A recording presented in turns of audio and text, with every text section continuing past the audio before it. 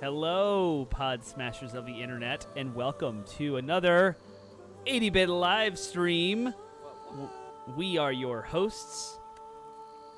Penguin and Termite, I'm Penguin. And I am Termite, as indicated by the yellow text next to our names. And we are usually a weekly video game podcast where gaming goes to grab a beer. Oh, and hit your mic. It is so shiny. So tonight, I have grabbed... It is so shiny. Noise? Does that make a really annoying noise or something? No, I did that. I hit the mic. I smacked my mic when I opened my drink. So, I got to start Zencaster and get the recording going. It's the NVIDIA broadcast is like, you're at a little Michael Bay Let's Play. It doesn't normally happen, but I guess it's going to happen now if I use NVIDIA broadcast. It's such a toss-up between the cool blur effect in my background and now this action. Or I could just use a mic that doesn't have a glowing tip, so let's try that next time. It's totally okay. Jump into the Zencaster room, and then I can record this for podcast audio. Oh, yes, touche. And then we gotta start all over again. I'll just do another intro. This is how things roll around 80-bit Podsmash. We focus so much on the harder technical problems that something as simple as, hey, jump into this chat room to record. Please do that. Oh, it's echoey. That is super fun. Here we go. Mute site. Yep. Penguin is super quiet. We have a person in chat. Respectable Street. Thank you. I can quiet. Is he still quiet? I have the speaker volume. Gains. Am I still quiet? You sound wonderful to me on Discord, which is what's coming through. That's better. Okay, it was me, I think, on my stream manager having to turn up my speaker volume. Got it. Okay. Thank you for letting us know, because we have we have no audio feedback, like as far as volume balancing of game volume versus our voices, and so there's three sources of input here. So let us know if something is too quiet, and I can make adjustments on the fly. Also, hello, Respectable Street. Welcome to the stream. And I guess we're recording on the podcast too, so do you want to do your intro again? Yep. Again for... Yeah. All right, awesome. All right, starting in... You don't have to identify yourself, Respectable Street. But you are welcome to identify yourself if you're someone we know. But otherwise, you can maintain your anonymity. And I've started the Zen, so that was okay. I'll just cut that. Hello, Pod Smashers of the Internet, and welcome to another 80-bit review live stream. We are usually a weekly video game podcast smashing together ideas that you care about, and we are where gaming goes to grab a beer.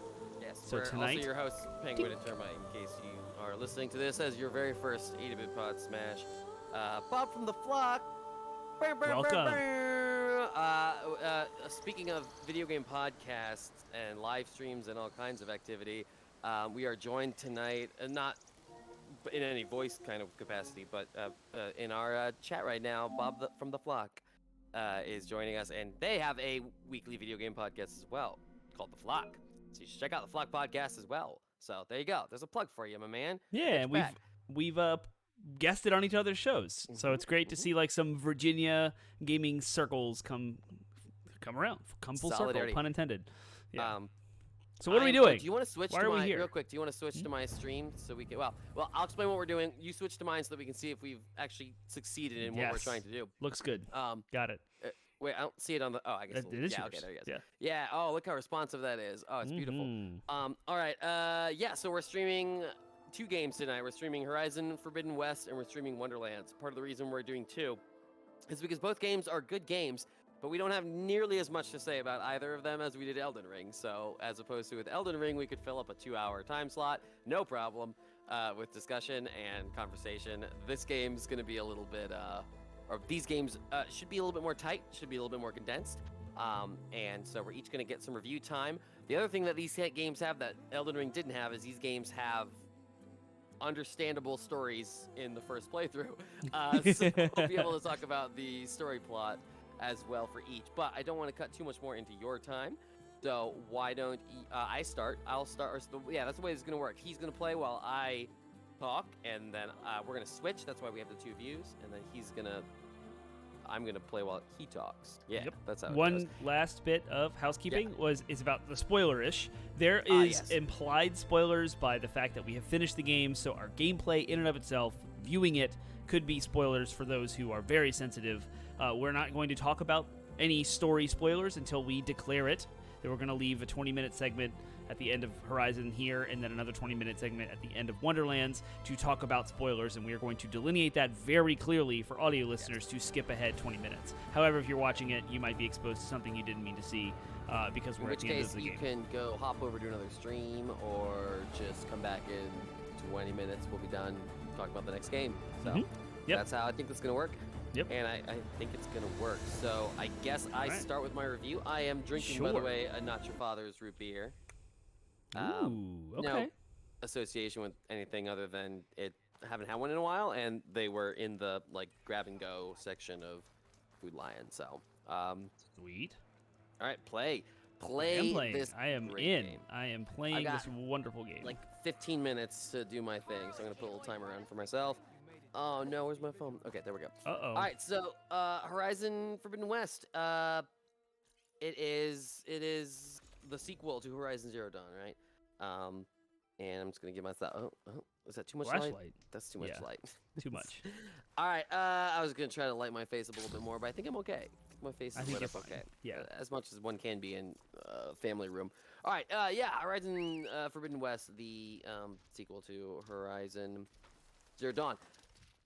Okay, so not talking about story spoilers, just talking about the various elements of the game, things I liked and things I didn't like. So to start with, I'll start with the things, just kind of go through each element in turn. So the first thing obviously that jumps out to me in almost any game is gameplay. So just kind of watching what you're doing there.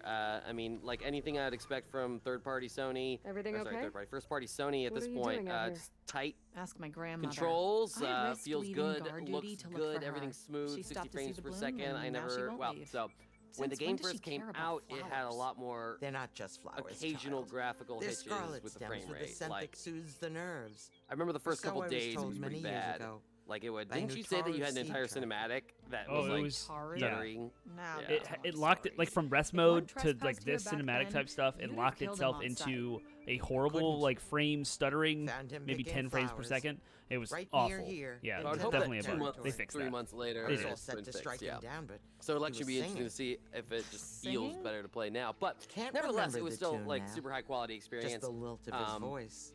This game And his suffered name, from coming out a Nilo. week before decided to Elden stay Ring, for a and day so or that's two. or 2 weeks. I 2 weeks took before guard Elden duty Ring, here and that's so all I I could could keep think coming about. back to him. And he Was kept how delaying much his I return wanted to to blast through the Plainsong. game in order to play For Elden the Ring. flowers, he So this said. game and Horizon Zero Dawn are Please kind of don't tell me I'm on my, descended from you a know, Nutaro long gardener. term. I want to replay them Almost. both in order Almost. and just take my But time the thrill of battle called with to both me. of them and he had to enjoy return to his them when if people. and when I have time to do that. I've always wondered about the so life I hopefully missed this with doesn't him. impact my review too Whether much he and just misses trying it to too. recall things because it really was just Would he like a welcome me in whirlwind plain tomorrow. song? So Or at yeah, least gameplay. accept the I mean, scarlet it, stem? I guess one of my biggest long way to complaints is that Plainsong. it didn't But really I get back there evolve now and then. anything. Like the vast I could majority pick of the some scarlet weaponry stems and bring them to was Nilo, like if I can find cut them. and paste from Please. the first game. Like literally the He first was an few weapons herbalist you get there. are I know the basically time is just long since weapons from past. Horizon Zero Dawn. But I'd like to know. You get some Well, cool I'd like new him like to know. environmental stuff, You know what but I mean. like I none of it think can I be used do. in combat. And I was really hoping when they first Encouraging an gave old you woman? Why the, would you the, do that? the hook shot, Why wouldn't basically, I? into all for all intents and purposes, you can use it in combat, but you can't use it for anything. I was hoping you could like pull pieces off, like use it to target and pull pieces off the dinosaurs. All right. And the fact that you couldn't really disappointed me. So yeah, I you don't really interact. You don't really get anything new weapon-wise. Probably some of it's based on luck too, like which direction you go and what quest rewards you get. But like, I don't think I saw my first new weapon, like mechanically different weapon, until you got the like arm sling thing that throws the discs and that you Oh, can kind yep. of boomerang back. That was like the very first one that I got that wasn't just something from the first game, which was a little bit like, okay, guys, this game took like 4 years to make, 4 or 5 years to make. Like, why is everything identical? Like, what did you guys do with all that time? I get it. It's a beautiful looking game, and they definitely upped the visuals. So I'll jump into that next for a little bit. The visuals were... I'll kind of come back to gameplay, but I'll kind of hit the major ones. The visuals were great. Like, once they fixed the issues, like, one of the things I remember about Horizon Zero Dawn is that you spend so much time looking at people's faces and the teeth. There was a very uncanny valley effect going on with the teeth. They just were wrong. They were rendered wrong, and I did not have any teeth uncanny valley. There's still a little tiny bit uncanny valley. They haven't quite eliminated it from the game, but it's no longer the source of that uncanny valley. Is not the teeth. Let's see. Yeah. So visually, it's great. I do feel like for the most part the biomes were the same, and I was hoping to see a little bit of difference with the I mean, even just looking at your screen right now, it's like, yep, deserts and tall necks. Like, if it didn't look a little bit better, have that a little bit extra of that PS5 sheen, you could have fooled me if you're playing Horizon Zero Dawn. So I was, but by the time you get to the end of the game, they have a lot more like of that jungle and the coastline and the city, the sunken part of San Francisco. That was kind of cool. So they did eventually get me, appeased with the biome action. Let's see. Music, sound-wise, beautiful as always. I can't complain. This is probably one of the things Guerrilla Games does best with this game is the music is astounding. Sound design too, all the machines that you fight have great sound effects. Voice acting and everything is fantastic. Performances, of course, well done. There wasn't a single performance that I thought was bad. Right? Like I wasn't voice sitting there being acting, like, that was bad. Some of the writing was meh, but like everyone sold, the actors and performers, they all sold everything perfect. I was hoping we could speak, Aloy. So, yeah, there was no intention lost in any of the character development or anything like that. So, yeah, let's see, we talked about Since you sound. have played, there have been numerous visual improvement patches, and it's been a long time since you played. So a lot of like the way the eyes track during dialogue scenes apparently has been fixed and improved. A lot of the ambient occlusion, shimmering around the edges has been improved. Anti-aliasing stuff. So lots of minor changes that I guess you wouldn't know unless you watched Digital Foundry videos that are like in-depth, zooming in, counting pixel type level of detail. But just in general, like the Uncanny Valley's been reduced by patches. It's been improved a lot. Okay, yeah, I'm looking forward to seeing it. This is actually the first time I've fired it up since Elden Ring came out. What can I do so, for you? Here's an example. and in fact, I had to reinstall it, so it'll be interesting. I mean, I can tell just looking at You're the. the I'm herbalist looking here, at right? the Are the you loading screen. Milo? It looks No, really good, Milo was and I don't before remember it my looking time. that good I before. think Now it went up north maybe a it did, while but back to Riverhill. still.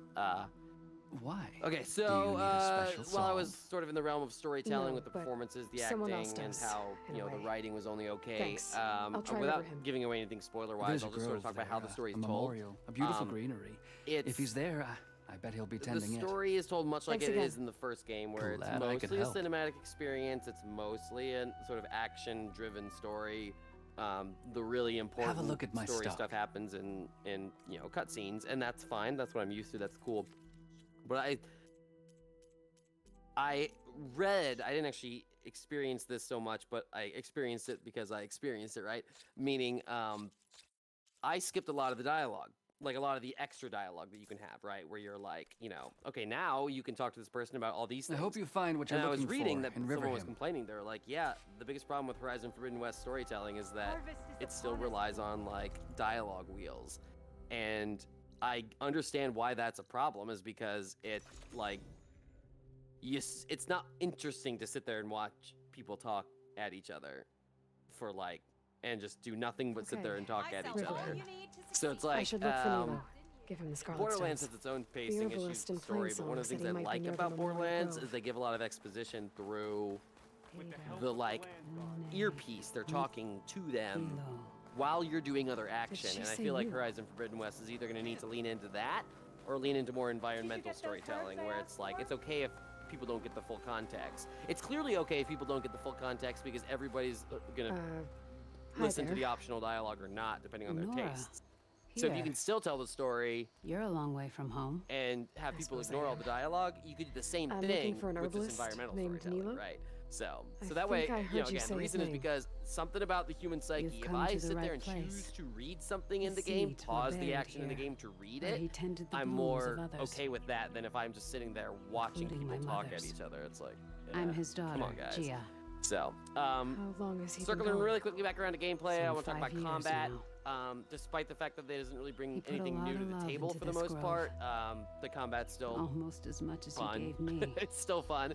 I still That's enjoy why I could the never sort of abandon like River him. strategic, I'd like like to you're leave only, some you know, kind of flowers, like if I may, with Souls games or from an God old of friend War, of his. you're only fighting a few at a time, but it's the action is slow Scarlet enough that you can stems. like handle They're and rare deal with in these everything parts, that's but coming they at were you. his favorite. But it's only a few I things, so never it's not knew like hordes why. and hordes of enemies where He your planted them ability whenever to he could, react with the exact never right picked spell them. or whatever is, Prefer to you know, just a watch reaction-based them thing. No, it's bloom. just like a few Sounds enemies at a about right. time.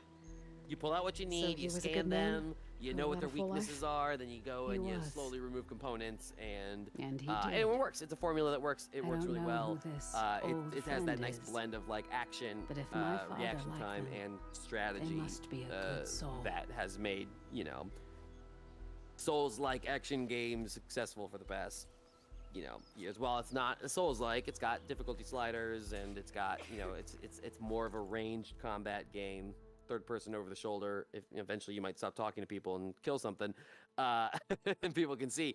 And then, you know, but you know, there's lots of like tracking things down. I like how they added it so that way if you need to get like components to upgrade your stuff, you can like make it like a trackable objective. That was a nice quality of life improvement to the game. I like the glider.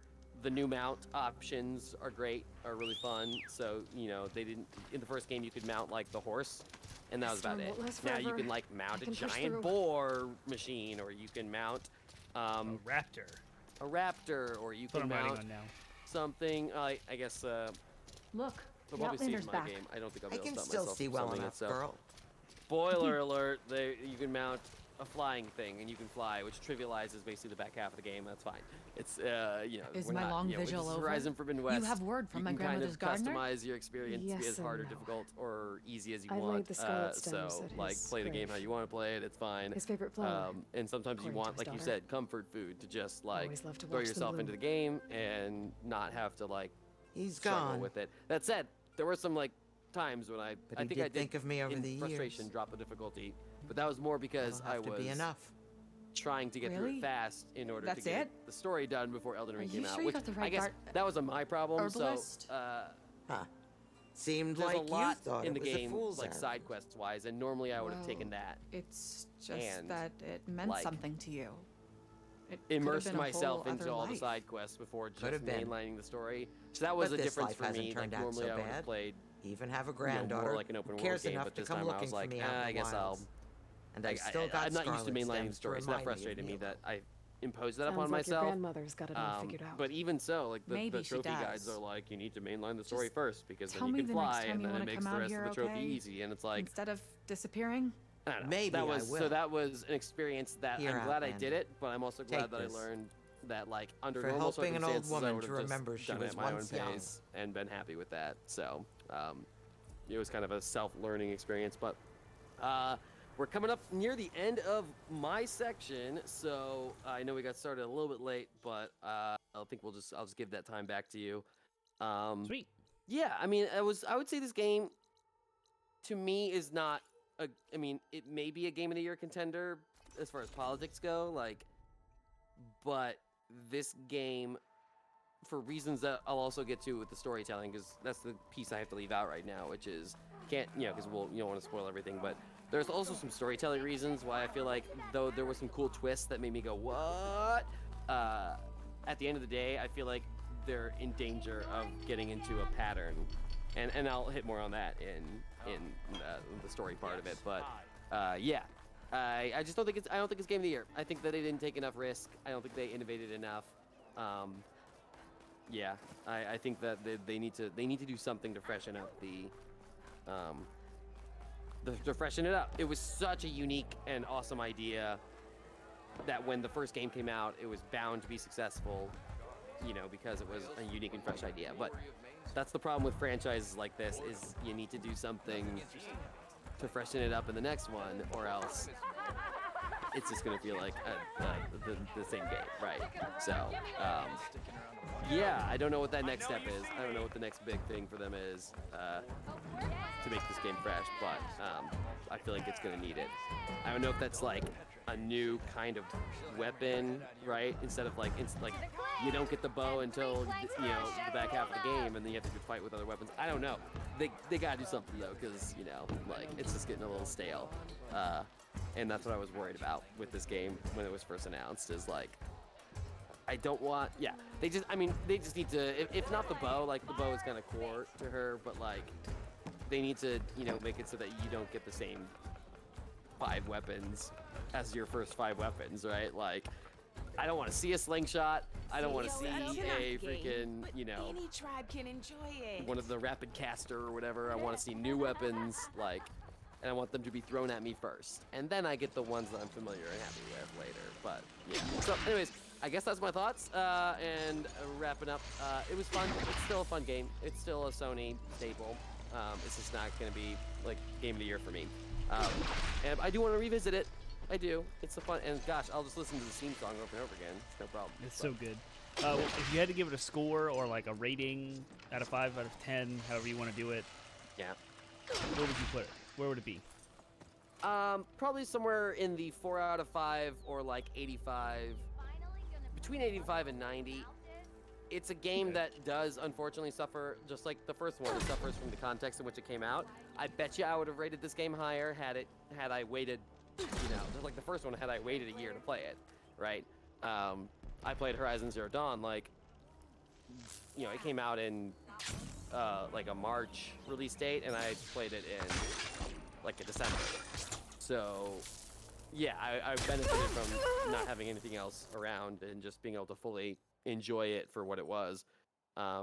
But maybe not. Maybe I sort of felt the same general critiques that I had of it, the first time around. So it probably would have been somewhere in the middle, but nevertheless, like, it just wasn't it was fine. It was good. I just am not like sitting here being like, oh gosh, I can't wait to play this game again. It's more like, I reinstalled it today for this stream. So, right.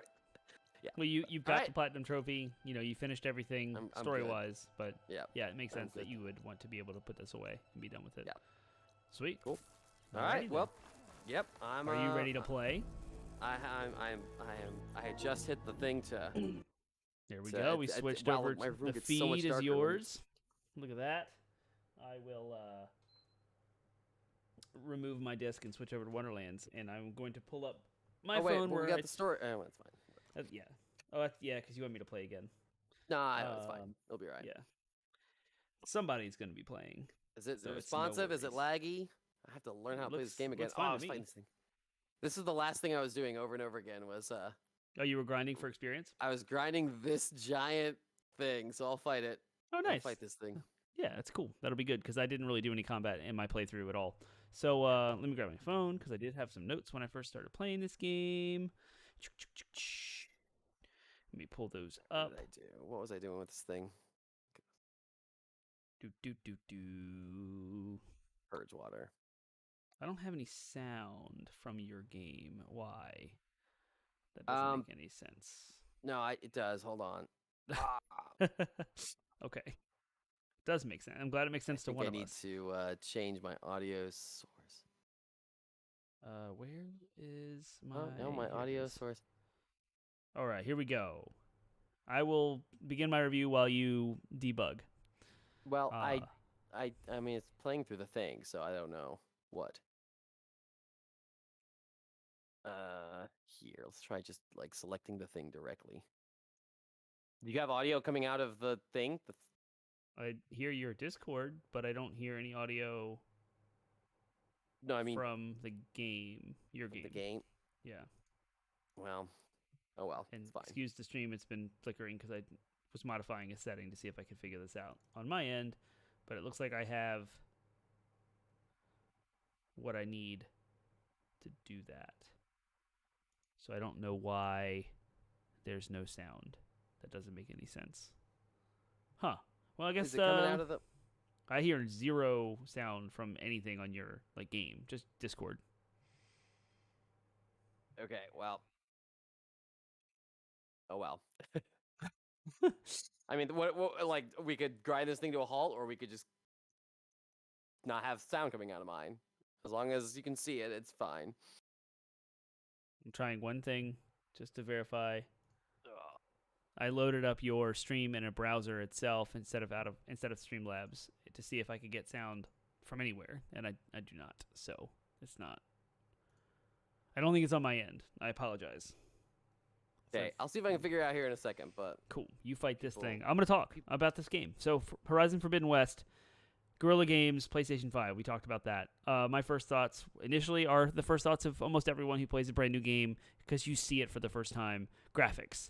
Wow, absolutely gorgeous. There was some minor jank in clipping when climbing and some weirdness with the hair and the clothes as things happen and cameras cut between scenes. But pretty much like a very lush, very colorful, alive, and filled out world. During my stream while Penguin was talking during his review, I walked into a bar area that's at the beginning of the game and just kind of walked around to kind of show the animations of all the sub-characters that you can't even talk to. They're not even, I wouldn't even consider them NPCs. They're just people. They're like extras that you would have in a film, all fleshed out in immaculate detail, full like dress, everything. It's just like attention to detail is immaculate, and I love it. So that stood out. Character models and facial expressions. I put it sits somewhere between Ghost of Tsushima and The Last of Us Part 2, where it's better than Ghost of Tsushima, but not quite as good as Last of Us Part 2. Now, those direct comparisons are prior to the patch that happened, and since the patch did happen, I stopped noticing the facial expressions, the way people's eyes were flickering around, or like what they were looking at, or it matched. And it was a drastic improvement over Horizon Zero Dawn, the first game. People convey emotions much, much better in this game. So a testament to the animation team. So, again, the voice acting is spot on and incredible.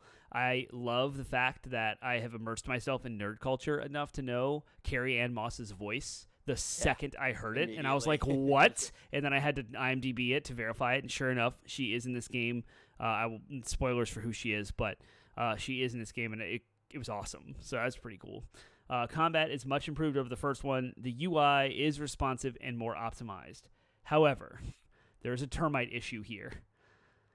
I like things very streamlined and very obvious. Hold that wheel up for just a second. Leave that there. If you look on that wheel alone, I see 3, 6, 9, 2, 4, 6, 15 different types of weapons. And in that wheel, you see acid, fire, frost, electricity, bombs, arrows, tripcaster. No, you don't even have a tripcaster. A spear you can throw. Different types of bows do different types of things. And it's all like right there, which is, yes, convenient because it's in one wheel. But also, I never had a clue how to get to what I wanted in the moment. A specific enemy would require a specific trap or a weakness that you need, and I would fumble around the UI and end up missing. I would almost exhaust every permutation of choices I had to land on the thing I actually needed, and by then the moment of opportunity is gone. So I just thought that was overwhelming. There was too much. When you scan an enemy, it does give you all of its weak points and everything. Oh, hey, there you go. Maybe that's it. Hey, I got sound. Yay, that's it. That was it. That was the setting. That was it. Yep. I just can't. Yeah. Mute the TV now. I forgot about that. I tried to do that last time, and yeah. So now we'll have sound on Penguin's game. So I apologize for the blank sound on Penguin's game there, but so having to switch between like arrow and ice caster while remembering to craft arrows on the fly because combat you exhaust ammo and like there's no simple way to okay, I lost your sound again. What happened? Also, wait. Oh, there it is. Okay, I'm turning it up. You still have it? Yep, we're good. It was just a lot. So if you like I said, certain enemies have certain weak spots to specific components. Scan that enemy over there and like cycle through so people can see what I'm talking about because it's a lot. It mostly takes multiple tries to get to exactly what you want. So there's a small wheel in the very middle of the screen. He's cycling through with his D-pad to select each individual component. And you'll see like how each component has a different weakness almost. So keep going, like one more. Like scroll, like there's like detachable, explosive, and then there's like this weak versus those two things, strong versus those two things. There's key upgrade resources on the thing. And then you can press the touchpad and go into the notebook and like look at even more. There's a lot. Like it's very, very nested. And I get the UI solution that's in place here is probably the best you're going to get to convey that much information to the player. It's just a lot. And coming off of, or not having come off of Horizon Zero Dawn, however many years it took for this to come out, it was very jarring. And I understand why they gave you familiar weapons at the beginning of the game, because if they were to throw all the new stuff at you in addition to this, it would have been completely overwhelming. So that is that. Like, combat is good, mechanically sound, you can slow down time, there's skill trees, you can develop Aloy in your own way. If you want to be a stealthy person, you can do that. If you want to focus on traps, you can do that. If you want to focus on melee, if you want to focus on being really strong against machines in general, you can have those different, you can spread out your points how you want to kind of build Aloy to be your playstyle. So that's kind of nice. The world is a blast to explore. I felt immediately comfortable in this open world game chasing after the question marks on the minimap. I know a lot of people hate that from like The Witcher, but I absolutely love it. It's just like Ghost of Tsushima level of comfort food. To me, this game was what I have been wanting to get to. Elden Ring distracted me from this game. Wonderlands distracted me from this game, and I finally circled back around it to a game that I didn't have to super think about a lot, despite what I just said about the combat, because I turned the difficulty down to story, and so I didn't have to focus on those weak points so much. I could just kind of wing it and go for it and have a good time. I did get the Platinum Trophy as well, so what I love about this game that stood out over others is the very first town you run into was a good example of this, because every big major hub center of cities do this with the storytelling, and so we'll go into that storytelling. There's side quests are very much more fleshed out than they were in the first game. So there's like this in the very first towns. It's not super spoilery because everyone's going to get there. There is a person who's causing trouble for a lot of people, and a lot of the main quest touches on it. Then a whole bunch of side quests are all different aspects of how this person has affected their life, and Aloy is fixing different aspects of it to the point where the ultimate goal was to drive this man out of town because he was so problematic, and you get the political leadership involved. So that's great. I love how Aloy knows where the machines come from. She has knowledge from the first game. She has a focus that she can see like all of the augmented reality of all the data that's going on. She understands Gaia and its subroutines and what what Zero Dawn was, and she has all of the spoiling facts. things. No, I'm not. Like, Gaia was from the first game. Like, that's yeah. Okay. So in this game, like, she knows Yeah, all of the stuff. Like, she's carrying that from the first game into this one. Yeah. So at the very beginning of the game, you always have been in both games interacting with folks who are what look like primitive human beings with very little technology because they started over, played the first game to figure out how that happened. But what's great is they have a preconceived notion of what the machines are, whether the machines are helpful to their society or they're enemies to their society, but they're vastly overpowered, big, giant entities, and they have mythology almost around them. So the game does a great job, the storytelling, to convey a tribe, a specific group of people, and the mythology that they've applied to the machines. And each tribe is different, unique in their own way. It's awesome. I think it's very, very cool to kind of unveil the layers of story that's happening from the perspective of this tribe.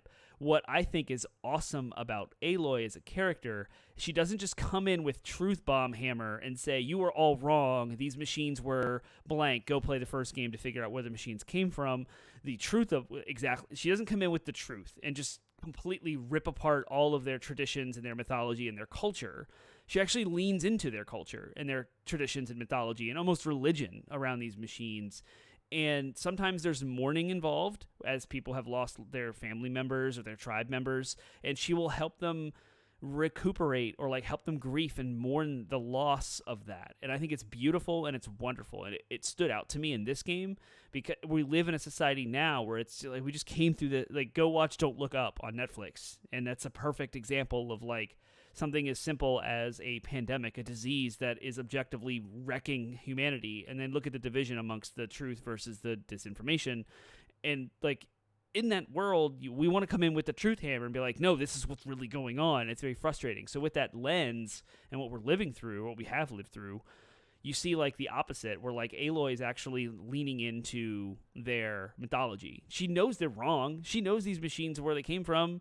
No, it's not a god. no, it's not this lethal enemy that's going to, it's not a plague. You're not being punished. Like, it's not this stuff. It's almost like, it's really, really cool and refreshing to see how sacrificial Aloy has to be to, like, and empathetic, really, not sacrificial, but, like, empathetic. Like, let's put the truth aside and actually meet you in your need as a human, but also not, like, spread misinformation or truth that's going to hurt or harm this people.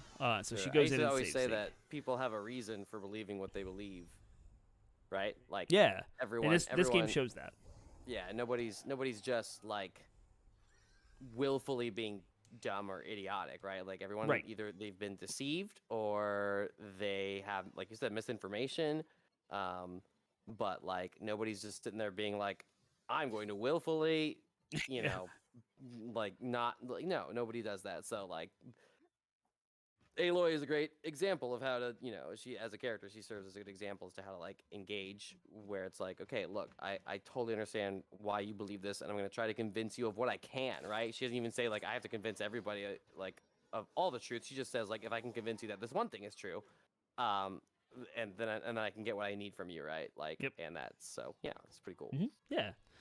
T-Bone asks a question, is that a Stormbird? Yeah. Yes, it is. Yeah, it is a Stormbird, and it like bugged out. Did you see how it like bugged out? Yeah, it like glitched into the, it clipped into the... Well, and it just sort of like glitched down, but I have no idea how I'm supposed to fight that thing. It was on the Golden Gate Bridge. Like, I have no idea how I'm supposed to fight it otherwise. Huh. And that's a great segue, because I did want to talk about the new, in this game, the variety of enemies. There's now not just simple machines that were like dinosaurs, but now there's apes, there's monkeys, there's boars that have been added, there's giant elephants. Giant turtles and elephants. Yeah, turtles, and it's really cool. Like primary enemies, the what used to be just the regular stalkers are now like mole stalkers. They can go underground and stuff. It's kind of cool. That was a cool addition. I like that. Or they're like ferrets. Yeah, like they are. Yeah, moles or whatever. Yeah, scroungers, I think they're called. So that's pretty cool. Okay, the word crap apparently is flagged by Twitch here, but crap, I can't believe I have to face them again. Yes, you do. Stormbirds are there. But anyway, so like the side quests really flesh out all of what I was just talking about, the beautifulness of how Aloy interacts with the different tribes, because the side quests are really diving into each tribe's religion, culture, all of that stuff. And so, like, to me, that's really fascinating and cool, and made the side quest more appealing. In fact, I spent way more time at the beginning of the game not just mainlining it, because I wanted to explore the world more. And so that was really cool. Oh, the Gauntlet Mission, sorry, real quick, I forgot to mention, they almost ruined the game for me, but I think they've patched them, according to you. Maybe, I just didn't have any trouble. When I did them, they were, I mean, literally, if you are seeing my screen right now, like, controlling this mount, simple, like, a simple like this, if done at the wrong time, the wrong way, I would go careening off like this and unable to get the mount back on track. I'm like, what is going on? Like, I would literally have my like going in the full opposite direction. It would do nothing. It was, and then of course the race is going on without you. It's just like, screw this. I'm so mad. It was bad. But so there's gauntlet runs. They're like races on the mounts in the game, and there's tribes that participate in that for a very specific story-related reason that I won't say. And there are mini games. It's kind of a mini game. It's attached to it, and you have to do 2 of them for the trophy, for a trophy to get the platinum. So yeah. Let's see. I don't even know what time we are at. Do you see? I did not see. God, among men. I dropped a bomb on it. Oh, nice. Oh, yeah, the bombs pick up. That's really cool. Yeah, without getting spoilers. So what else do I need? Oh, the sound. Oh, my gosh. I found myself turning up the speakers a lot. I always adjust the balance of sound in games based on what I'm feeling. And, like, I find the combat noise kind of in the way. In most of games, that's just a Termite thing. So I always turn, like, sound effects down. And I leave music and dialogue up, because that's the atmosphere to me, and that's the story. So atmosphere and story. The music and soundtrack in this game is awesome, and it cranks up during combat. It cranks up during story beats and moments, and I absolutely adore the music. I listen to video game soundtrack music regularly on Spotify anyway, like movie scores and such, but mostly video game scores. And this game needs to be added to my rotation, because it's really, really well done. Fully orchestrated set pieces, like awesome. As far as my decision about Game of the Year, so far in the list of games that I have completed in 2022 that have been released in 2022, I think this is the best one. Yep. I'm looking at my list now. So far, this is in contention for Termite's Game of the Year. Absolutely phenomenal game. I would rate it 9.5. 9 out of 10 now, especially after the patches at least. Maybe it would get a 10 if it wasn't for some of the still kind of clippy bugs that happened and weird glitchy things with like the hair animation and some clipping and stuff. But it feels very well polished, very fleshed out, very lush world, lots of fun to explore, and I absolutely loved my time with this game. And I never had the I just got to get this done kind of moment. Like, I never got mad with it. Yeah, it was just didn't like, come back to it. Like, you played everything else but it for a while. Yeah, and I was saving it for it was I'm a person who saves the best for last. I always have. As a child growing up, I would put like whatever's on my dinner plate that I enjoyed the most, I would wait until the end to eat it, unless it needed to be enjoyed hot, and then I would get it when I could. But I would always do my chores first before I'd play. I still do that now. Like, get everything done in the evenings before I relax. Like, everything has to be clean and put away perfect. I'm that kind of person. And so Horizon Zero Dawn had come out, and I enjoyed it when it first came out for the 2 weeks before Elden Ring did. And I was like, okay, I got the hype out of my system. Like, okay, I have to play this game. It's so new and so fun and so awesome, and I'm enjoying it so much. But then Elden Ring came out, and like, that was a whole thing. So I did that, and then I went back to Horizon, and then Wonderlands came out, and I was like, okay, I got to get that done. And I was just saving Horizon for the decompressing, to know that I'm just enjoying this game. It is the comfort food, the fast food, whatever you want to call it. I'm using a lot of food analogies here, and just like coast and turn my frustrations all off. I turned the difficulty down to story and just enjoyed that a this 10 out of environment. 10 It's game awesome. is a game that is must play all the way through. Immediately. That's what I would define it as. If you are not coming back to a game, it's not 10 out of 10. Interesting. It's not that I didn't want to. It was like me trying to 10 out get of 10 other stuff game out is of a the game way. that I'm like, I don't want to stop. I don't care. If there's something else that comes out, I don't care. I don't feel the pressure necessarily. If I'm playing it and I'm not done with it, then I'm gonna keep playing it until I'm done with it. And right, like, I don't know. That's me. That's me. Right. I'm not necessarily saying that you're wrong. I'm just saying that in my experience, if I'm like, I can put this down and do something else, then it's not 10 out of 10. That said, it was very important to me that I finish this game, and so that I could pick something else up, right? Like, there was an aspect of like, not platinum it, but I was like, the story was good enough for me to be like, I don't want to just stop this and pick it up later and forget half of it, right? Like, I wanted to get the whole narrative all the way through. Gotcha. So that was good enough. So I think we can transition to talking about story now with the 15 minutes we have left before we got to switch over to Tiny Tina's. So I am now stuck. I am literally stuck inside this. See, and that's tree the right stuff now. that I'm saying. Like, if that was done better, some of the like quest tracking stuff got broken too. Like, if you fast travel, it would just randomly select a different quest, and you may have seen that in my stream size. So that was a little annoying. That's why it's not a complete 10. But so far from what I've played this year, this is the best game so far, and I love it. So I highly recommend if you have like a the PS4 game. or 5, it's phenomenal. I like it. It's definitely for now. It's a must-have on PS5 only because ain't a lot to get on PS5. So cool. All right. Let's talk about story real quick. Then we have less than 15 minutes now. So. This is your spoiler warning. Yeah, if you spoiler care about warning. spoilers, leave our stream. GTFO, get Fast out. forward the audio if you're listening Turn later off. on podcast services. Turn everything away. We'll be Come back in 20 minutes. at 9 o'clock with the end of the spoilers. Timestamp will be roughly 58.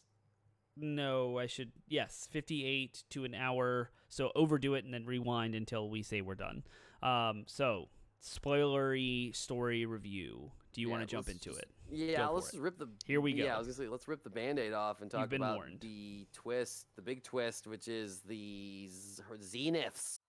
The Zeniths being, of course, telegraphed at the very beginning of the game. I wasn't one of those nerds who knew about the Zeniths from the like quest logs or whatever in Zero Dawn, but I did as soon as they like the very first prologue quest, they introduced the concept of there was this group that wanted to escape the Great Pharaoh Plague or whatever which was the in Zero Dawn it was revealed that the bad guys made a nanobot swarm that was basically the gray goo hypothesis, where it, used biomatter to fuel itself and replicate, and then it eventually took over the entire planet. So they had to wait for it to kill everything that was living on the planet, and then they had these machines do a bio reset or whatever. So in order to escape that catastrophe, some people, very rich people, of course, as soon as they were like, it was only the rich people, the billionaires, the 1%, they got in a spaceship and they flew to another planet. I was like, okay, well, they're coming back, obviously. Like, for some reason, they're going to be coming back, and lo and behold, that was the big twist. So, well, the twist was that the ship was destroyed. They were thought to be gone. The ship was destroyed, so there was the twist it was they're done. not destroyed, Right. and in fact, they're back, and they're the bad guys now. Oh, and they're not just the descendants of the bad guys; they're the very ones who left in the first place. I mean, that one I didn't see coming, but it was also like, oh, okay. So, what did you think of that twist? On the one hand, I thought it was a great twist. I thought it was well done, well executed, and it had its oh crap moments. Like I said, they telegraphed it a little bit, but who cares? It was still fun, and I enjoyed it, and I was pleased with it. On the other hand, what it led to was ultimately just like another twist at the end that was like, oh, but they were fleeing something even scarier, and that's going to be your bad guy in the next game. It's like they have to keep upping the ante, and that's what, like, the game started. In the first game, they started with, this was the apocalypse, and it went wrong. Our plan to escape the apocalypse went wrong, and so you are thrust into trying to, like, fix the way the apocalypse went bad. And now it's like they have it's like they have to keep going up and up and up with it, because it's like, now people from space, now a crazy artificial intelligence that the people from space made that's going to now consume the whole planet because it just wants to, because it's mad. Like, it just, they have to keep going up and up and up with it, and it's like, it's just, I think you said it best, where you're like, what's next? Are they gonna be like, are they just gonna keep doing this? Is like, oh, next big bad guy is this. Well, I compared the very, very end, which we're talking about now, is the Nemesis, to this game as the very first game. The very epic, or like, end credit scene was an ally, Silence, was like working on something that seemed nefarious, and you're like, wait a minute, he's a good guy. He just helped Aloy through all of this Zero Dawn stuff. And now, so to me, the twist about the Zeniths being alive wasn't as intriguing as figuring out what the crap Silence has been doing, because they portray him as a bad guy the first 2/3 of this whole game. Aloy's mad at him, and he seemingly betrays her all the time. And still, yet, they have to work together. And then, so at the very, very end, you realize Silence is aware of this Nemesis thing, and he knows who the actual bad guy is, and has tried to manipulate Aloy and the tribes that she's working with and against, and the Zeniths to, like, create a scenario that will end in survival. But then, like, this is an awesome, badass moment for Aloy. Excuse the non-friendly use of a word there for a second, but how Aloy was able to, like, in her newfound confidence in who she is, through lots of identity issues from the first game and now, and her place in the world and what she is as a hero, how she doesn't want the praise, she doesn't want to be recognized, she's very humble, but also, like, self-worth, not really there, steps into a role, and that was a not-so-obvious twist, a very, like, turning point. As part of the climax of the game, she's amassing allies as you go, and there's a point where she just takes the leadership. She's like, I'm doing this, and I know it's correct. And no one else, like, she kind of ruffles some feathers. There's another twist that one of the Zeniths seemingly betrays the other Zeniths and then becomes an ally. That's Carrie-Anne Moss's voice. I don't remember her name. Tilda. Tilda. Doesn't matter. Yeah, Doesn't Tilda. matter. And so, like, in the back of my boss, head, and, like, I know she's gonna come back and, like, she seems like an ally, but is she really, and all this stuff. But anyway, the focus to me of the whole, like, story arc was Aloy's transition. I love a good character arc. I love when the beginning of the game, the main character is vastly different from the end of the game, and that is very attracting to me. And good games do it really well, and this game is one of them. And Aloy stepping into that role, like, that confident, I got this, and even coming up with her own contingencies and, like, sending off, like, there's some whispering going on with both Beta, which we'll get to in a second, and the other two, Alva and Varl. Let me real quick. I want to piggyback off that character development, because overall her story arc, yes, it was exactly what you're describing, where she has to go from, I can do this all by myself, to, like, no, I can actually be a leader of people. Yep. The game was really leaning into what I like to call the friendship is magic trope, where Kingdom Hearts. basically it's like I have to rely on my friends. I can't just do everything by myself. And they had the perfect, they introduced the perfect character to demonstrate like the importance of that when they introduced Beta. Beta is another clone of the same person that Aloy is, so they're effectively they're genetically identical. They basically present them as sisters, and the whole game, like, Aloy is like frustrated with Beta because Beta is so, literally her name is Beta, right? Like she is a Beta, right? Like she's not an alpha. She's very much like she's weak-willed, she's cowardly, she's everything Aloy is not. This hero, this tough, no nonsense, empathetic, extroverted character, and there's suddenly this like mousy version of herself, and she hates seeing her because she's like, she's not me. And yet, but the whole time she's asking, why aren't you like me? Why are you like this and not like me?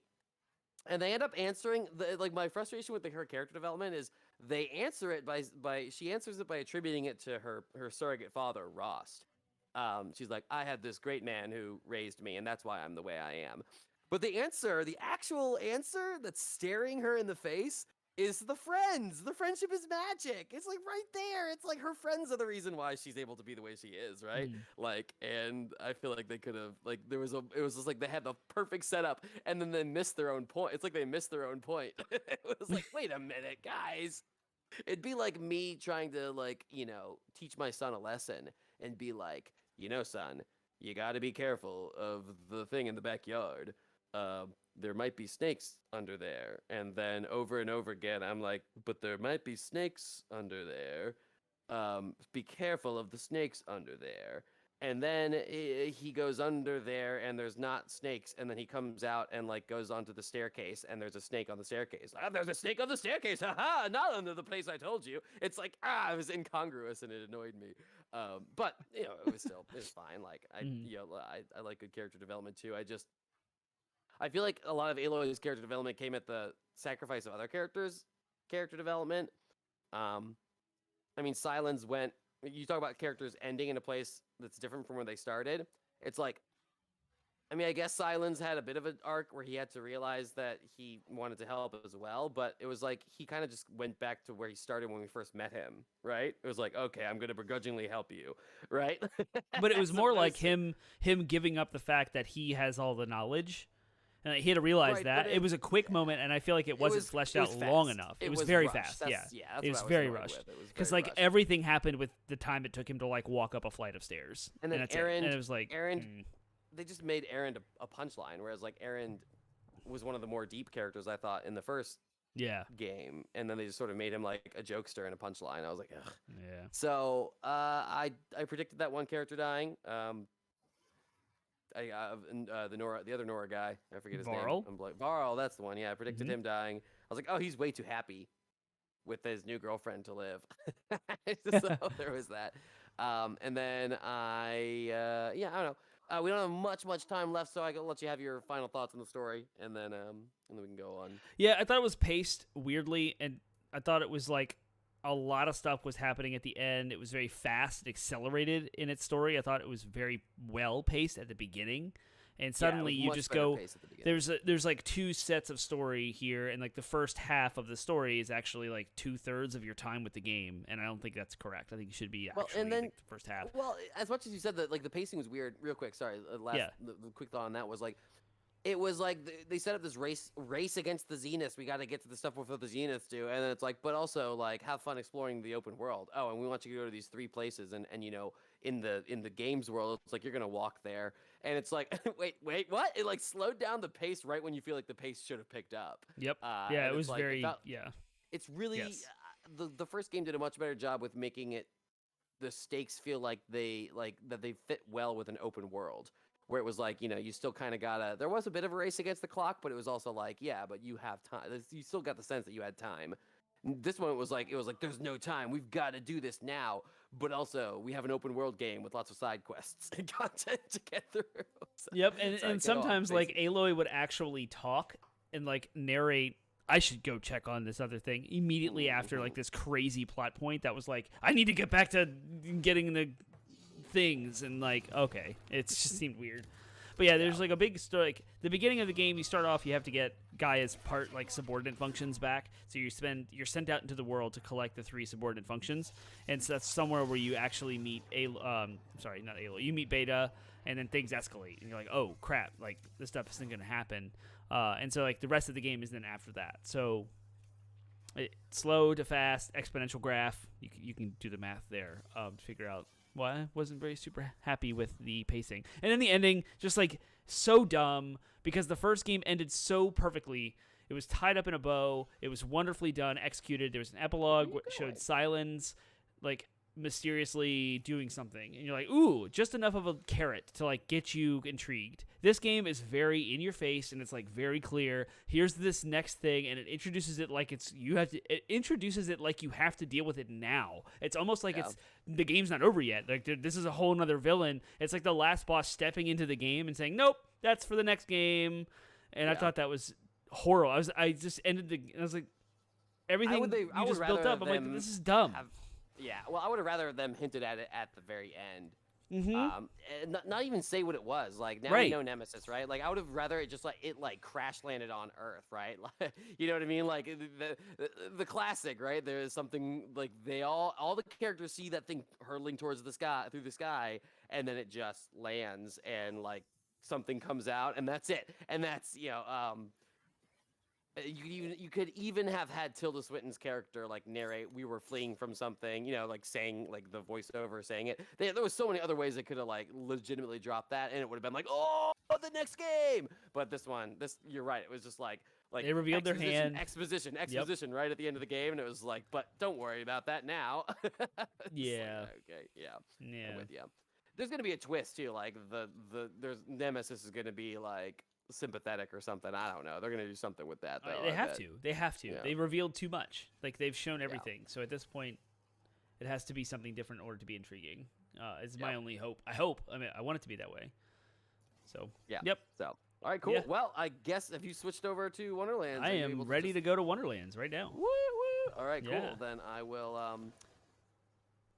I'll have to put mine in at some point, so why don't you go ahead and get that pulled up, and I will stop this, Ready to go. and then I'm I doing will it right get my game plugged in, and I'll be right back to talk about my thoughts. So we'll have a little bit of transitioning awkwardness, and then...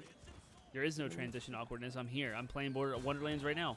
So this but is... I've got to talk through review, so... You do. But I got... Oh, yeah. If you want to, I'll introduce the game. So this is Tiny Tina's Wonderlands, a full-blown game developed by Gearbox Software. Sorry, I had to get the actual name right because there's new subsidiaries now. Published by 2K Games. Definitely the same team that made Borderlands 3. They're out. They made a full-flesh game based on the DLC from Borderlands 2, Tiny Tina's Assault on Dragon's Keep, which is a D&D game. So it's a game within a game. So this whole entire full-blown 60-ish hour platinum or 35-ish hour experience is you playing Dungeons and Dragons or Bunkers and Badasses with Tina as the DM, Bunker Master, BM, however you want to call it. And it's pretty much like Borderlands 3.5. It is a spin-off. Ton of fun. They've modified some of the mechanics from the original game. Borderlands has grenades. It does dabble in some like a melee hit, but this game allows you to have spells instead of grenades, and allows you to wield melee weapons, and it's all painted in a fantasy overlay. So here's like your gear. You can get some armor. You get a couple of rings. You can get a necklace. You can get some spells. Of course, you have your 4 weapons, and you have your melee weapon.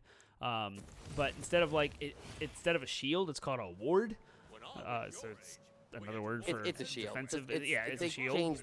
They changed I'm just saying the like spells and the weapons are the only things that actually mechanically are different. Everything else, I mean, it's gold instead of money. That's not like a meaningful change. It's just a reskin. We call it a ward because that's like something you get from. Yep. Something else. So cool. All right, I'll hop in, I guess. If you want to start playing, then I'll talk my review. We are live with Termite playing Wonderlands right now. Yeah, We can do some all chaos right. runs. So gameplay those are wise, it's Borderlands, which is Yep. kind of I think what everybody more or less wanted. The thing that I'll talk about some of the gameplay choices they make that made me mad, but the vast majority of the game is just the leveling, the same leveling experience from Borderlands with story, and some cool, meaningful changes that really do freshen up the gameplay. And so I'll say the first thing that grabbed me about this game was the weapon, and then very closely followed by the spells. So like you said, in Borderlands, in pretty much every Borderlands game, you have like a melee attack. And sometimes there are builds that augment the melee attack, sometimes there are builds that even change the melee attack. But it's just the melee. There's stats to it. The only thing you might get is you might have gotten guns with bayonets on them that increase the melee damage. Sometimes there were shields where when you ran out of shields, you got increased melee damage, but the melee attack didn't have any damage inherent to itself. It didn't have stats, it didn't have anything.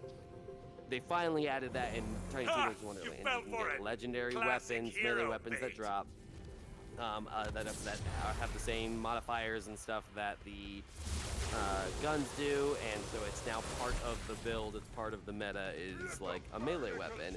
And they looked different, they would feel different to use, so there's a difference between hitting people with a great sword versus hitting people with a splashy dagger, and that was awesome. That was a really good choice that they finally made, and that is something they need to take into Borderlands, right? I want buzzsaws to feel different to use than like an iron knuckle or something, right? Like just the Borderlands equivalent. Like, and why not give me a lightsaber, right? Like it's Borderlands. They like lambast everything. So like, then yes, like put a lightsaber in the game and call it like a,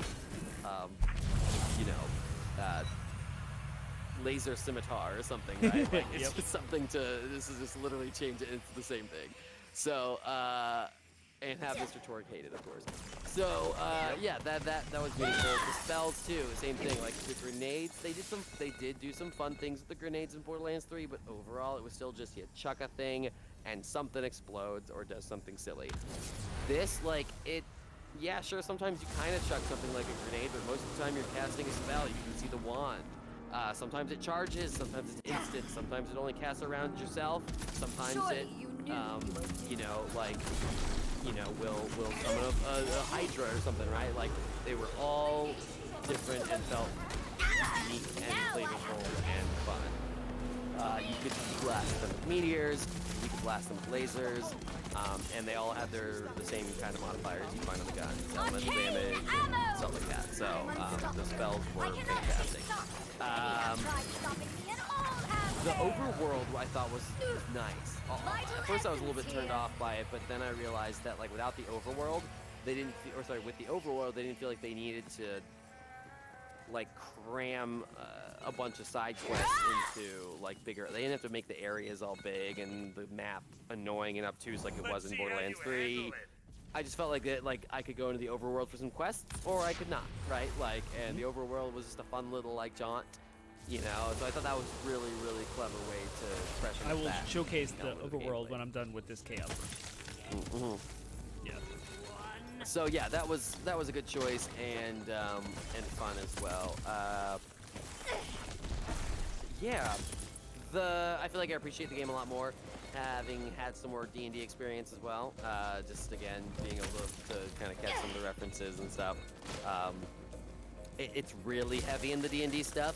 And at the same time, I felt that, like, I really wanted more cameo appearances. Like, I understood that they were kind of introducing some new characters and not trying to completely, like, I think they didn't want people just sitting there being like, who's going to show up? Right, Borderlands 3 was so controversial because some people showed up and others didn't. And the ones that didn't, the fans of the ones that didn't were like annoyed by it, and even the people who weren't the fans were like, oh, this would have been a natural fit to have this character come back and this character come back. So like, I get that they avoided that, and that was probably wise. They had Torg show up. Sorry, that might be a spoiler. Apologies. But they have like a couple characters show up, and that was good. But like, I feel like that left me wanting more, and that's fine. It's okay. Just because like some of those characters in a fantasy setting are more fun than they are in a in a sci-fi space setting. So let me think here. But I mean, other than that, it's got the loot grind. I think my biggest complaint with the game is the end game. That's what I'm doing right now. And the business decisions around that end game. Borderlands and Wonderlands have the frustrating thing where Borderlands 3, where they have to be. They like introduce these fun weapons, and then inevitably some are going to be overpowered. But instead of like bringing the other weapons up to the level of the overpowered ones, like the very first thing they did was they nerfed the overpowered weapons, and it was like, okay, they were fun PvE weapons. game, which is Right, frustrating. for a game, exactly. PvE. It's like, just like make it harder, or like, yeah, I don't know. It's really frustrating that they just went in and nerfed it. It was my favorite. It was one of my favorite guns. It's called Liquid Cooling, and it just shredded things. And then by the time you got it, they had nerfed it, which I was disappointed by. Yeah, it was terrible. But when I had it, like I had like a level like 35 one, and I carried that thing all the way up to max level. This should be interesting. But, oh, I guess is 30 the max level? I don't even remember. 40 something. Yep. Level 40. Okay. Yeah, I'm then level I had 40. something small. I had like a level 28 one that I carried like 14 more levels. It was awesome. And then I got an even bigger one when I was going to Chaos Trials. The thing basically was like one of the, like it was modeled after Cult of the Vault weapons in Borderlands 3, where they don't run out of ammo, but they overheat. And this is called Liquid Cooling because every time you got a crit, it would reset. So you could literally fire it infinitely if you had a high enough crit build, which I did. So I could just sit there and shred things, and it was awesome because it did enough damage, but then I guess they nerfed the damage like significantly, and it was not great. So anyways, I didn't like the gun nerfing, but nevertheless, at the end of the game, there was only one like end game activity. It was called Chaos Trials, and it's just like, it was supposed to be like this like quote roguelike thing where you go in and you have X amount of lives, and you have to get as far as you can, and it's procedurally generated, and rada. You can choose to make it harder or easier depending on what like buffs you take throughout, and there were different rewards, and it was about as vapid as that, right? Like with maybe if that sounds interesting to you, it's much less interesting than you think. It was not as procedurally generated as you think. Each time you did a trial to try to up the level of it, like it would like fix it in place, and so you just like do it. So you'd know which one you were doing, and you'd know what bosses at the end of it, and yeah, it was. And the bosses were wildly uneven, I thought. There's some that are just so hard. Shred, and then there's some where it's just like the one, the Wasted or whatever, Wasted, the son of a witch. So he's a Wastard. You remember that one? I don't. Nah, whatever. We'll get to it in the story. He could like summon a little thing that would refresh his shield. And like that thing had its own significant health. Like that thing should have been killed in like 2 hits, so I could just change to it, hit. It's dead. No, that thing had its own health bar, and it would just summon and refresh his shields every time. And it was like, it was so frustrating every time I got that boss. And the Dragon Lord, everything was frustrating. I got through it. I powered through it. I got good enough guns, and it wasn't that bad, but it was just annoying and boring, and I just didn't like it. And then they both simultaneously released DLC too soon. Like the game just came out like a month ago, and they're like, DLC's out now that you pay $10 for or pay the season pass for. So it was like, there's no way this DLC is gonna be any good, is it? Because it's out too fast, right? And yep, that's exactly like it's apparently short, vapid, and hollow, just like the end game of Wonderlands. And I'm like, what happened to like the DLC they released for and charge $10 for is more money and less content than the seasonal events they would do in Borderlands 3, like the Halloween event. That was free. And stuff like that. Yeah. That was free.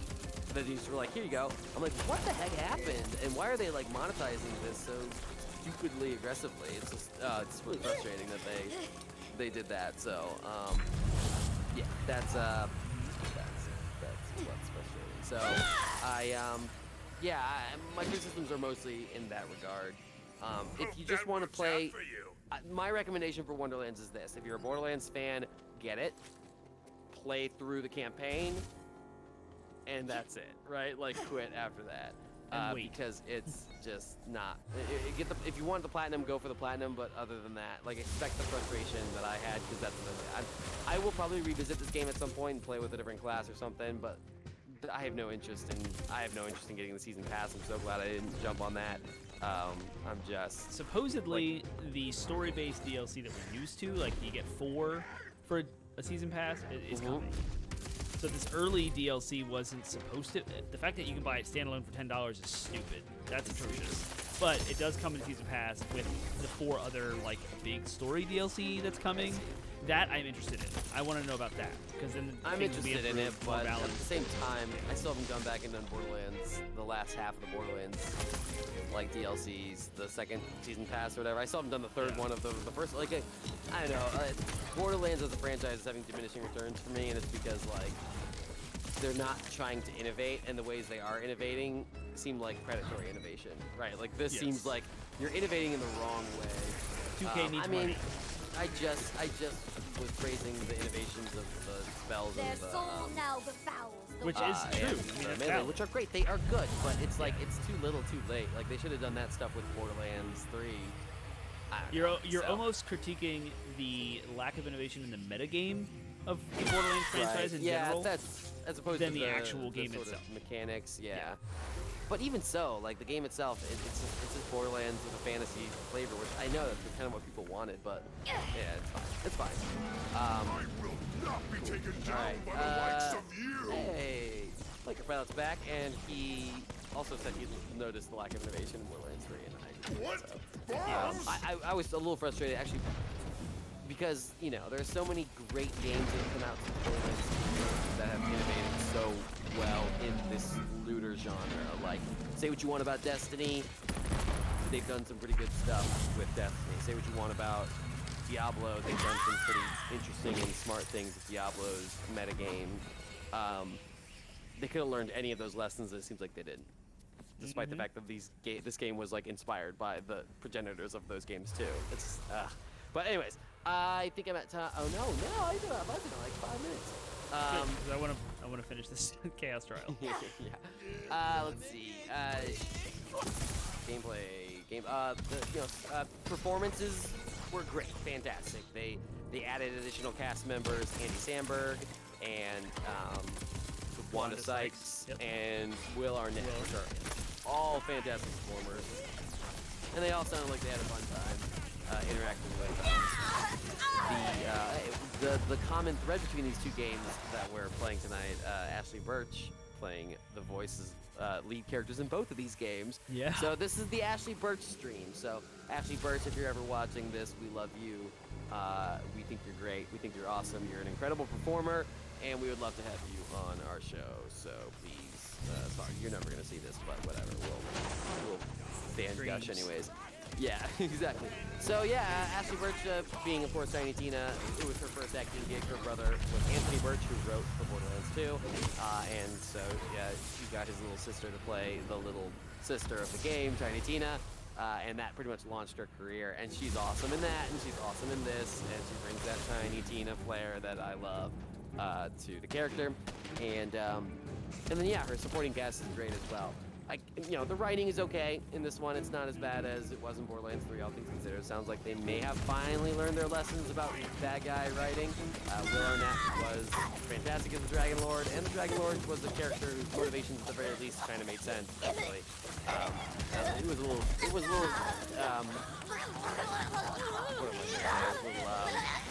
convoluted, but like in a way that I'm like, oh, it's yeah, I mean, it was a follow-up to Assault on Dragon's Keep, but I still think it's Another voice to the choir. Yeah, that's kind of like my verdict.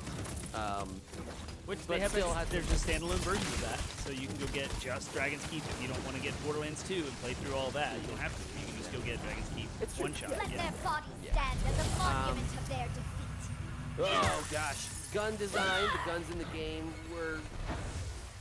Yeah, I mean, like, they kind of went with the Borderlands 3 thing where it was like, oh, each gun manufacturer has their shtick, and then the legendaries do, like, a little extra shtick. And so that was okay, right? Like, I kind of wish that they had gone a little bit more into the fantasy flavor. Like, they joked that at the beginning it was like, guns in a fantasy world, or fantasy game or whatever.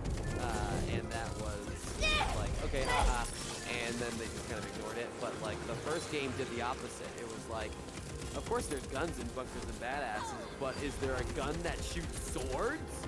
Yeah, the swords explode. Yeah, you know. So I wanted more of that. I wanted to see, and they basically made like half of the guns. They made like crossbows, and I was like, okay, well then they could have like, there's plenty of other ranged weapons they could have made the other guns, right? Like they could have been crossbows. They could have been regular bows. They could have been slings. They could have been ballistas. They could have been trebuchets or catapults, right? Imagine Cannons. Like rocket launchers Right, could be a straight up cannon off of a ship. Or like that'd be awesome. the rocket launchers could have been catapults, right? Like Yeah. imagine like boom or whatever. That would have been awesome, right? Yeah. Yeah, they could have been, you know, they could have looked like spears or something, and then just shot bullets out of the tip. Like they should have leaned, I think, into that creativity a little bit more. And it just really seemed like, once again, they were rushing the design and just kind of like copying, you know, drag and drop from Borderlands 3, and then just kind of reflavoring it. I was expecting a lot more references to like fantasy stuff too, right? Like there was plenty, obviously, but you know, it's like I was kind of expecting 1,000 and I got like 500, right?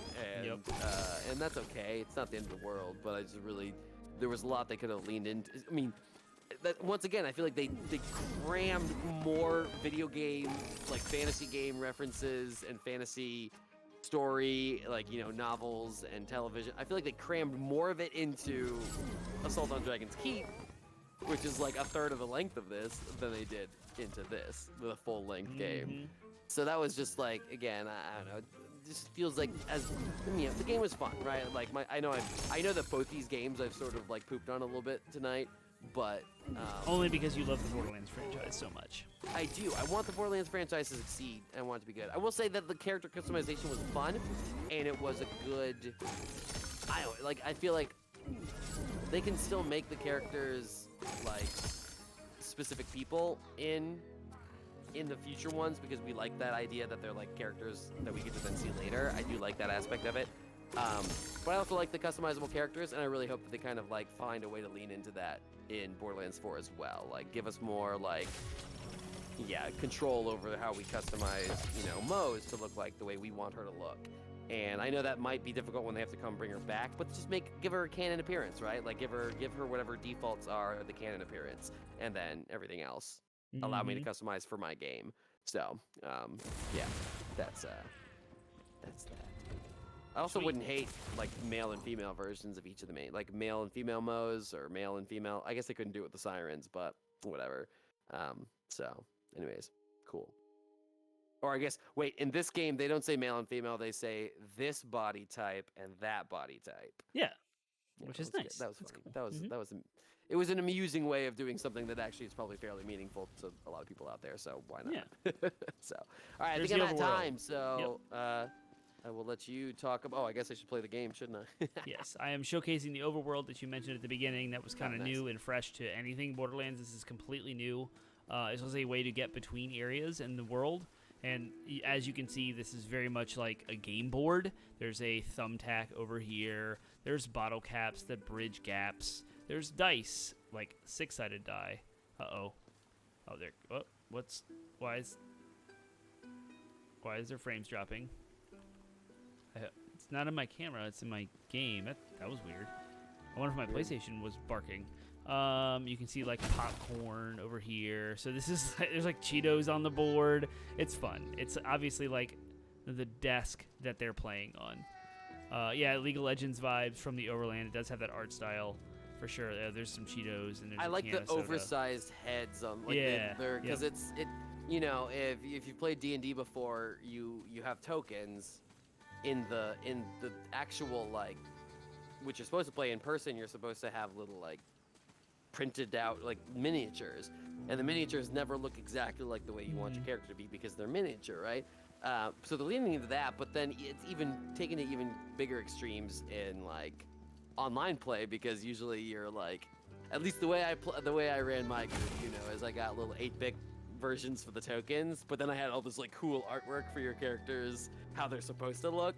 I feel like that I was doing that on purpose as a way to sort of like simulate this aspect of like your token's gonna look silly, but you're in your imagination supposed to look really awesome. Yep. I like how they leaned into that and made you look silly on the overworld. So, well, I'm gonna suck at this because obviously they've like nerfed my weapons. So we'll see how this goes. There's something alright, over you here can I switch haven't over explored and you can yet. talk, so I'm do your doing thing, this. do your thing. Yes, I'm actually going to take a restroom break, so I'll switch over to your stream so people can see you playing. RND got nothing on you. Another example of Ashley Birch's voice acting that I loved. I had Do little you? quips. Yeah. Yep. Yeah, I'm going to switch I was to gonna you. say we should have co-worked. We should have co-opted. We still we can. should've I can co-op. jump into your game, but That's I can true, deal with but that you'll- after I use the restroom. Okay. Yeah, I'll just jump into your game. Like, I don't know if No, you have I to mean, make it open you don't like or to not. talk and play though. I thought you don't like to talk and play. I can talk and play with being a secondary character. You don't have to worry about that. So if you make your game socially open, public invites or whatever, friends only, so I can just jump into your game, you might have to press that. Yeah, I Yeah, gotcha. you know. Yep. Yep. All right, I'm gonna use the restroom real quick. I will be right back, and then I'll talk about my review of the game. Cool. All right. Well, I guess I can talk and play and all that stuff. Oh man, how's my stream look? Does it look smooth? Last time we were having issues. I gotta do what now? Let's see. Social. And then I gotta go.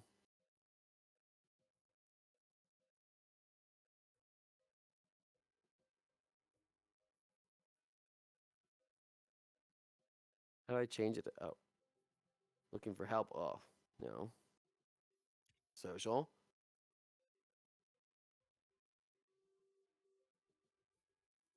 There we go. I'll just invite him. There we go. It works. Huzzah. All right. Looks good. All right. So, yeah, let's see how this goes because I have I sent you an invite. returned- I did. I got that. So I'm going to use it to jump in Oh, yeah. It's definitely worse. to join your Although it's- game. Functional. All right. But definitely worse. So, Termite's review. What does Termite think of this game? Let me turn your game up a little bit. Initially, I loved the fantasy aspect of Wonderlands. That was... Why does it feel like... Oh, it's my controller speaker. I was like, where is this sound coming from? I loved the fantasy aspect of the game. I was very, very much intrigued by D&D. I thought it was a great spin-off. The story was initially funny, comedic. Mechanically, you know, like it drives me nuts that the mini-map is not 60 frames per second when the rest is. It was like that in Borderlands 3, and it drives me nuts, and it still does. So there's a couple of performance options. There's You're hacked don't game. don't worry about it. Come Don't here worry and about just it. completely troll everything and hack the game. It's Whatever. fine. Whatever. I think I may have just swapped out my gun here. Whoa. Whatever. We'll do the Ooh. hardest stinking thing. Of course. But I accidentally held triangle on a weapon that was not the one I was using, so I swapped it out, and now I don't know where it went. I don't know. Oh, never mind. I Okay. should have never invited you to this game. You gotta talk. You gotta get out of here. Get out of here. I'm gonna kick you out so you can do your review. What is Oh Termite think gosh, of this I've game? got What to do get people your want? voice off my controller. Hold on. No, controller speaker. Turn that off. Okay. Because you have your sound set to HDMI out.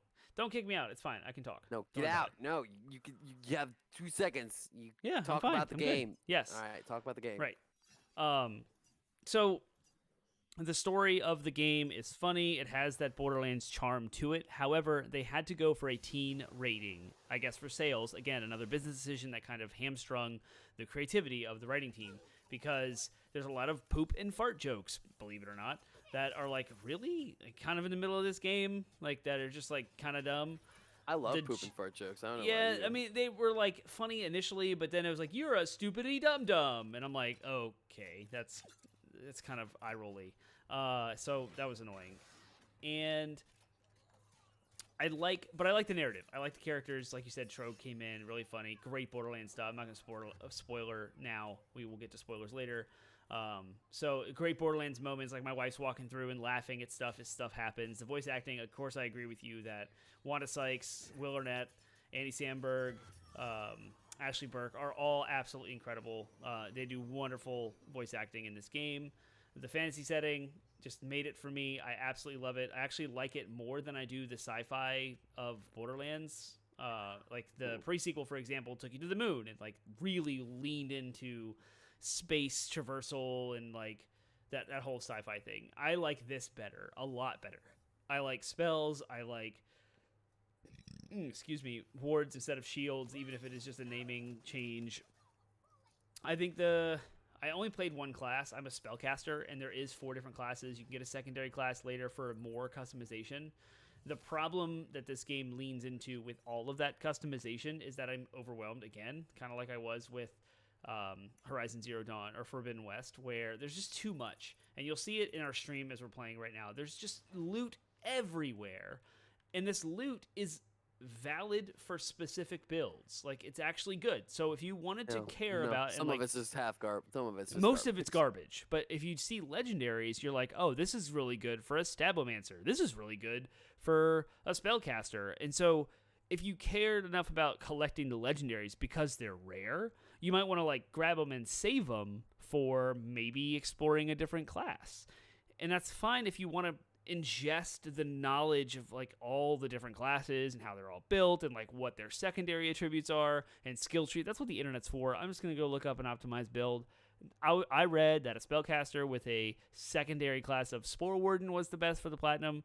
So yes, that's always been my problem with Borderlands legendary guns. Only 10% of them are good, is what T-Bone said in chat, and I totally agree. This game just like throws up loot. Mike keeps kind of giving in and out like constantly. What do you mean by in and out? Like quiet loud or like gargly? No, like it cut. It's like it is in the podcast sometimes where it like cuts out for like a half second. So that's annoying. I don't know if there's anything we can do about it. Nope. In a timely way, but just letting you know that it's happening. If I change my mic setup now, I'd have to like spend time. I know. Changing it's things fine. over. We'll just deal with it. It's okay. I agree with T-Bone. The loot is just thrown up at you everywhere all the time, and it is super obnoxious because you want to spend the time to like get it all and look through it all because it's legendary, it's rare, it could be awesome, it could change my build, but it always return. The return on investment of time is just never there. So that's annoying. And let's see. Graphically, the game's art style is the same as Borderlands. It's got that comic book kind of thing, and the hard outlines but in this game, unlike Horizon Forbidden West, the facial animations in this game are jank. They look awful. Like, characters are awful in this game. Uncanny Valley isn't even enough to describe how jarring it looks. It's bad. It's just bad. I'm sorry. The writing and the humor and hey, you kicked me. What the? I did. It's boring. You kill everything in seconds. That's the point. Guns.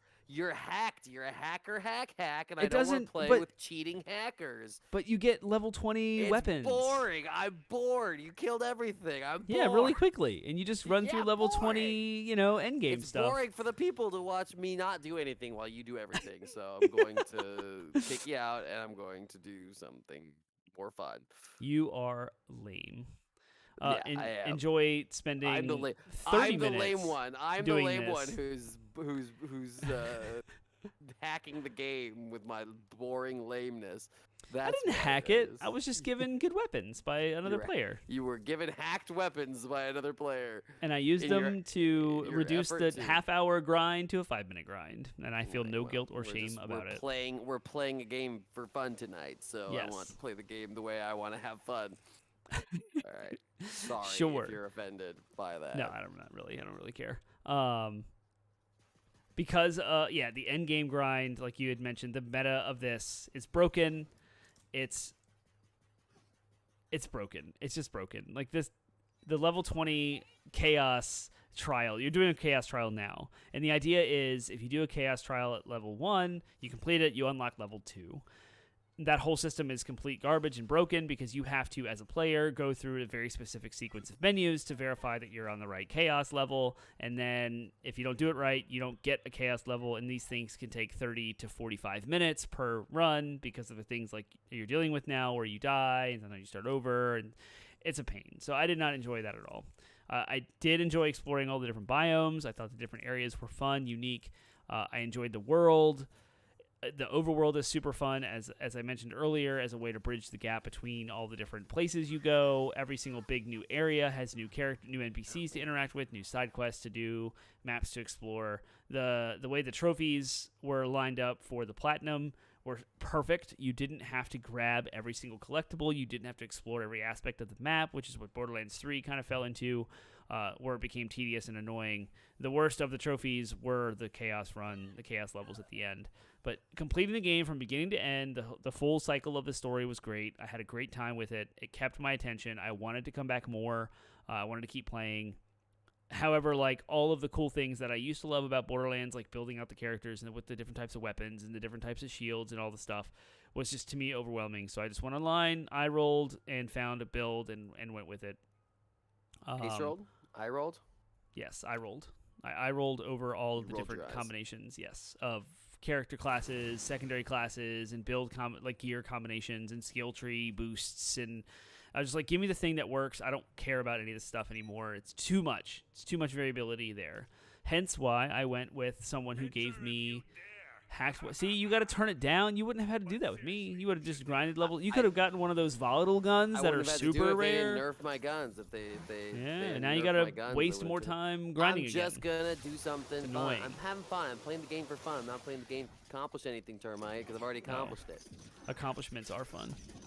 Ooh, now your fun. game just like So suddenly it's like fun. got louder. So I'm gonna turn it down a little bit. Is there anything else? Let's see. It does have a 120 hertz / 120 frames per second at 1080 mode, which is kind of fun on PS5 and Series X. If you care about that, I don't have a TV that can do it, so that's not my thing. But the resolution it is at 60 frames per second, so you're getting almost a 4K. And I think it dips down to like 1800 according to Digital Foundry, and the frame rate's pretty consistent, except for when there's a lot of alpha effects going on. So if you have these crazy guns that like spit out a ton of different sparks and things going on, the frame rate will drop some, but it's not jarring. So mechanically, it's sound. It makes sense. It doesn't like flip out and freak out. So that's good. I talked about the art style. That's good.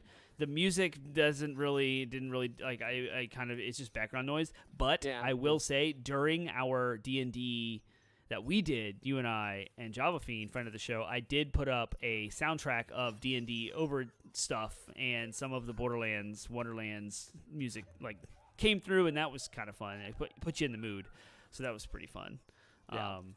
That was cool. So like while it doesn't stand out during gameplay, it is something fun to have. And I listen to game soundtracks all the time, so not horrible, but also not like standout-ish and amazing. So. What else is there to talk about? We talked about it's a game within a game, so it's kind of cool when cinematics happen. I feel like there was some Tiny Tina character development that was short-circuited by some of the other events in the game, but I guess we'll talk more about stories in our spoilery section. We're almost there, actually. We've only got like 2.5 minutes left to talk about it. So does anyone in chat have any questions about what Wonderlands is? This game's actually, there's not a lot to talk about like there was with Horizon, because it is so much like a reskin of Borderlands 3. It's almost copy-paste with some of the different things there. I see like some chat happening between some folks here. The DLC was worth it. Don't like having good weapons / builds being locked behind paid DLC. Speaking of hacked guns, I remember Borderlands 1 having hacked weapons where the stats were boosted like 1,000%. That's what I just used. Yes, I did that. I had so many of those guns and just wrecked things. Yeah. And Flanker Pilot's talking about playing before DLC came out. It's disappointing that they did that. You don't have to with DLCs. read everything. Well, I was trying to like externally process. Yeah. And plus for the audio, like the podcast, I want to make sure that they're caught up. Well, because this will be spun off as a bonus episode. They're listening to a stinking podcast instead of watching a live stream. Hey, which, they can do that. Again, they don't know what they're missing. So yeah, come to twitch.tv/80bitpodsmash. Well, I was saying they don't know what they're missing, so it's not gonna hurt them, right? What they don't know won't hurt them. Oh, that's true. Man, you are just full of it. But now they know. Now you're like, like full of it in a good way, or full of it in a like, which kind of way? There's lots of ways to be full of it. No, you are not lying. Let's put it that way. A dice roulette. So, okay, here's a good question. Did Wonderlands keep the Mayhem system from Borderlands 3? The Chaos system is the new version of that, and you saw in Dan's Penguin's stream, he turned the Chaos level down from 20 to, I think it's 15 my camera or the Yeah, me something and like that. Penguin's camera is blocking the number, but underneath of the character level in the center of the screen, there's a little red shield emblem. Below that is the chaos level. You can apply that to your entire game, so it's not just the chaos trials or the chaos runs, which is a very specific thing you're doing, but you can apply that to the whole overworld and to all of the game after you beat everything, kind of free roaming, and that will change the loot pools. So what I mentioned earlier when Dan was complaining about my hacked weapons and why they're useless, what it does enable me to do is very quickly grind the highest chaos level, which is 20, and there's these specific versions of guns. So you have a legendary, which is yellow, but then you have a chaotic version of that, and you have one on your screen right now. You can see it. And then there's even higher level. There's a volatile legendary, so it's chaotic and volatile, and they're modifiers to the weapons. So those are legit guns that are generated by the RNG of the game. So what I want to do is use the hacked weapons to quickly grind the level 20 chaos levels, which are the only way you can get volatile gear, whether it's shields, spells, rings, necklaces, and weapons. And so when I have a full character, if I care enough to continue playing this game in the future with DLC, I will then use the hacked weapons to very quickly grind level 20 chaos runs to get volatile gear, which is legit generated by the game that would carry into the entire world. I don't then, know why I do a yeah. podcast with you. To me, I want to cheat that's so that I super can fun. play the game. Legitimately, I can't wait to yes. play the game legitimately after I've cheated. It's fine. Yes, because I don't Everyone, like different a strokes for very different folks. it is. I don't like the grind. I don't like the padding. To me, it's unnecessary, useless padding of time. I don't feel like I'm the entire accomplishing premise enough. of the game is you don't like the game then. I guess not. I mean, I love the story. I want to play through the main quest, hit max level. That's what I've done in the past with Borderlands. I've never done endgame content before. I never did the big bosses or the raid content. I just play the main game and bounce after the gun got a buff. So nice. Look at this gun. Hey, you found Look at something. me go with this gun. There you go. It's a death gun too, so it heals me, or the death magic or whatever. Nice. There The you go. necromancy. Yeah, there you go. That's another aspect of the game I can talk about. The spells. There's different types of spells. There's dark magic, there's fire, frost, there's all the different elements you would expect from the weapons. You can also apply to your spells. So you get some fun. Like I had one spell that sent out a tornado and it grabbed all the enemies and twirled them all around. So it's kind of a crowd controlling spell. That was kind of fun. And then there's another spell that you yell and it creates a bubble around you and it does damage to everything in the bubble, which is kind of cool. Kind of an explosion type spell. So, yeah. So my biggest complaints here are the endgame grind that you and I both showcased here the most because we both finished the game. I thought it was awful and painful and not fun at all, and I was extraordinarily frustrated. Lots of cussing and yelling. That to do that for the platinum was awful. To continue doing it afterward is useless, hence why I use hacked guns to mitigate all of the frustrations with it. Vastly accelerating the pace at which you can do it, which removes all the frustration. Therefore, it makes it extraordinarily fun for me. I would never use hacked weapons to get through story content because I'd want to actually fight the bosses the way that you're intended to fight them. So I only use the hack weapons for these chaos runs, which are stupid and useless. Well, I can't really blame you for doing it for the platinum trophy, but the weird thing for me that you're saying is I want to use it to grind out other weapons. Like, no, you still want to grind out the other weapons, and that's fine because the grinding part of the game is usually optional. So it is, right? But when you can reduce it from 10 hours down to 2, I'm in. That sounds fun.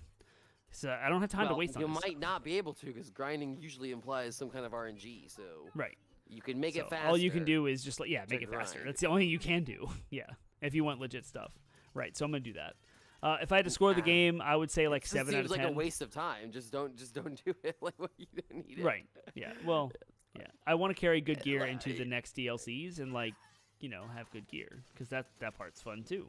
So yeah, if I had to score the game overall with all of its flaws, I would put this at a 7 out of 10. It would definitely not be my game of the year. I hope they've learned lessons here for Borderlands 4, namely don't keep it limited to a teen rating and use some of the actual Borderlands theme and lore and how that's contextualized. As much Borderlands is an adult game, it should be, and that's how they set the precedent to the first 3, and even Borderlands 3 is pushing it. Borderlands 1 and 2 were dark. As much as I don't care for Destiny, like Destiny had some like stuff to do, right? At the very least, like content. Yeah, they don't need to go like full blown like raid mode, but like they need to do something else other than ooh, let me try this thing out. They just need something different other than like the stuff, like whatever they're trying for the end game's not working, and they need to make sure that there's plenty of stuff to do. Like nobody grinds gear in these games for nothing, like to just do the same thing over and over again. I mean, yeah, I guess they do, but like what makes it compelling is like having stuff to do and having aspirational content that's not just, oh, the enemies are stronger, you can make everything do more numbers and have higher health points. It's like that's boring. Like make it an actually hard, challenging piece of content that makes people want to get stronger in order to beat it, because it's hard, not because it's just like a bullet sponge, right? Like because so like encourage dynamic gameplay, encourage team gameplay, like that. I don't know. So Destiny always did a really good job of that, or has done a good job of that over for a long time. They need to look to games like that to improve. Like that's just my thought is Destiny and Diablo, look to those games is in regards to how to improve the content and make it more meaningfully interesting. So I cool. agree. All right. Yep. Story. We don't really have too much to talk about here. I had spoilers, everyone. If you want to avoid spoilers for Wonderlands and the story that happens, please fast forward. It looks like we're only going to be around for another 15 minutes or so.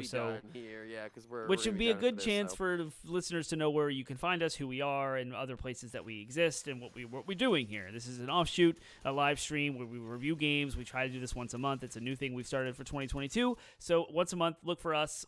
Follow our social media channels to listen for when we are going to do our 2-hour stream where we will review a game that we care about. We thought it would be fun to do this live play along, let's play while we talk about the game and give it a proper review. We've never done that before. So you can find all that information and keep in touch with us over at 80bitpodsmash.com. That's our landing website where we have links to all of our social media platforms, Facebook, Instagram, Reddit.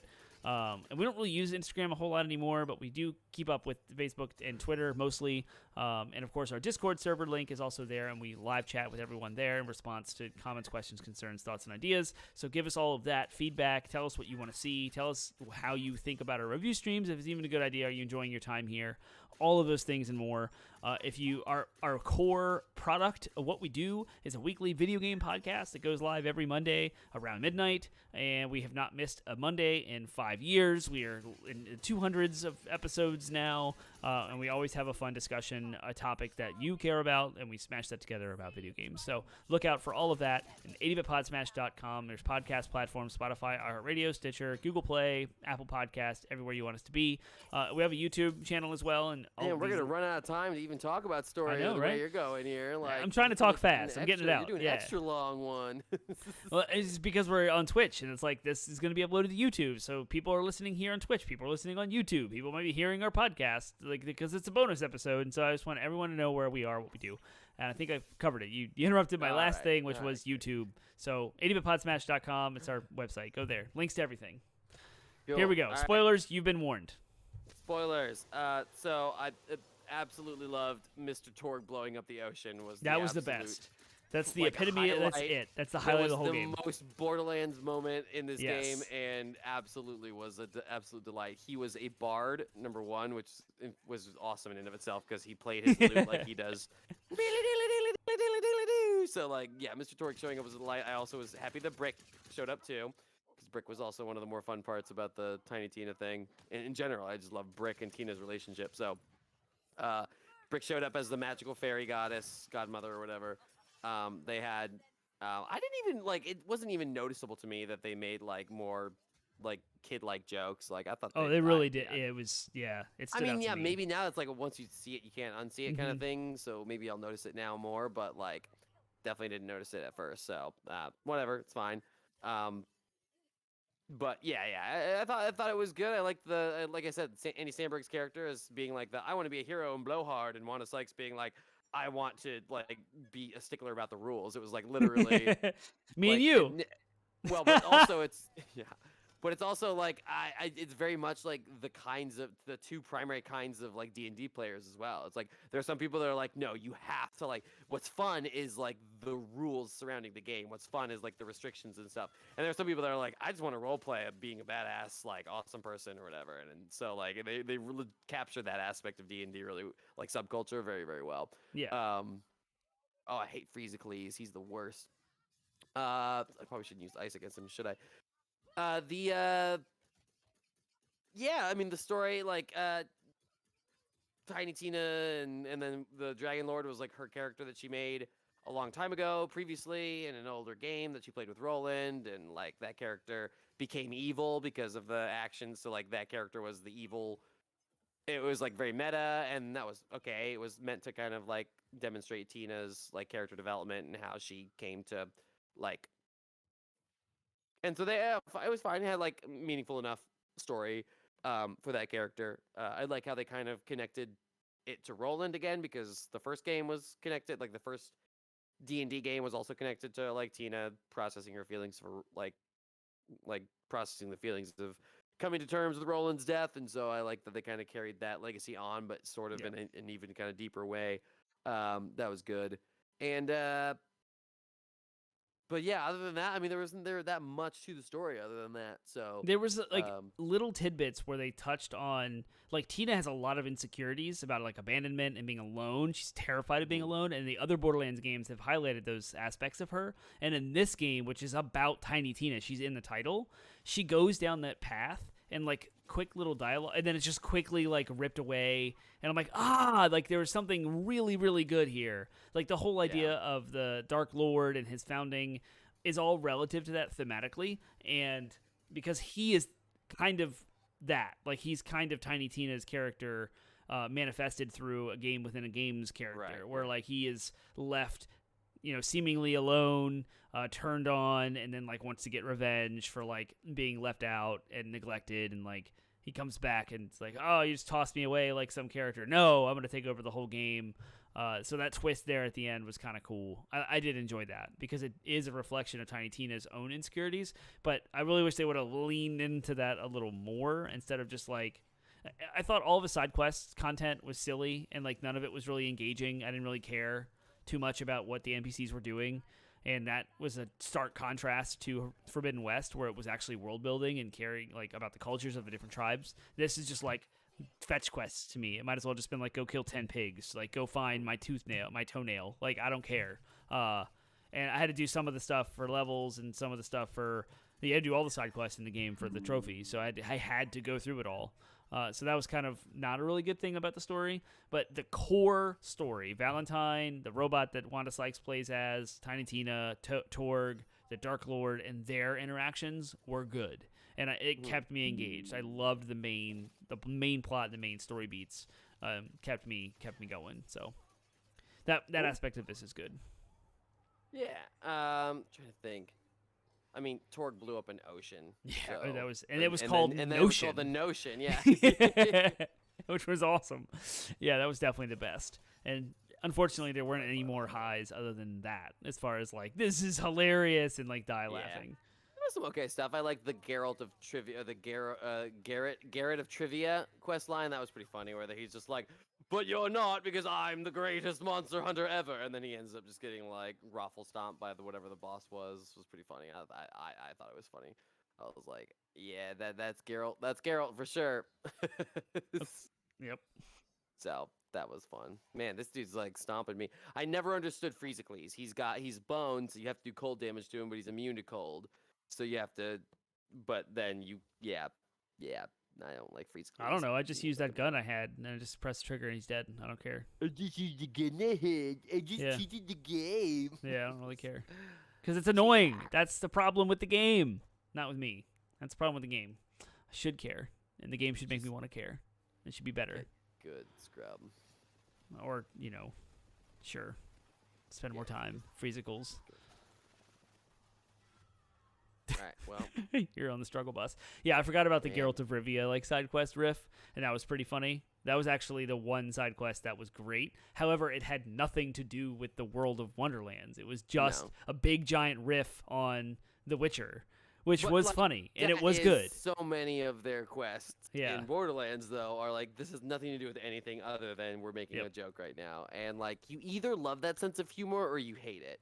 Right. And with I've got a that soft quest, spot I for it, loved not it. gonna lie. Yeah. Yeah. With that specific side quest, I absolutely loved it. Mhm. But there was like another side quest where you like go and fetch this woman is in love with another lady and you have to like get them to fall in love and it's ridiculous and like stupid and I'm like, this is just like, you can do a love triangle story or a love story that is so much better quality the writing and that's where I go back to like it was Can written for you, teenagers. though? Like, I'm saying, I'm like, the love stories are hard, man. Like, love stories are genuinely hard, and sometimes like the ones that you don't think are going to be any good end up being great, and sometimes the ones you think are like, this That's is a true. shoe-in.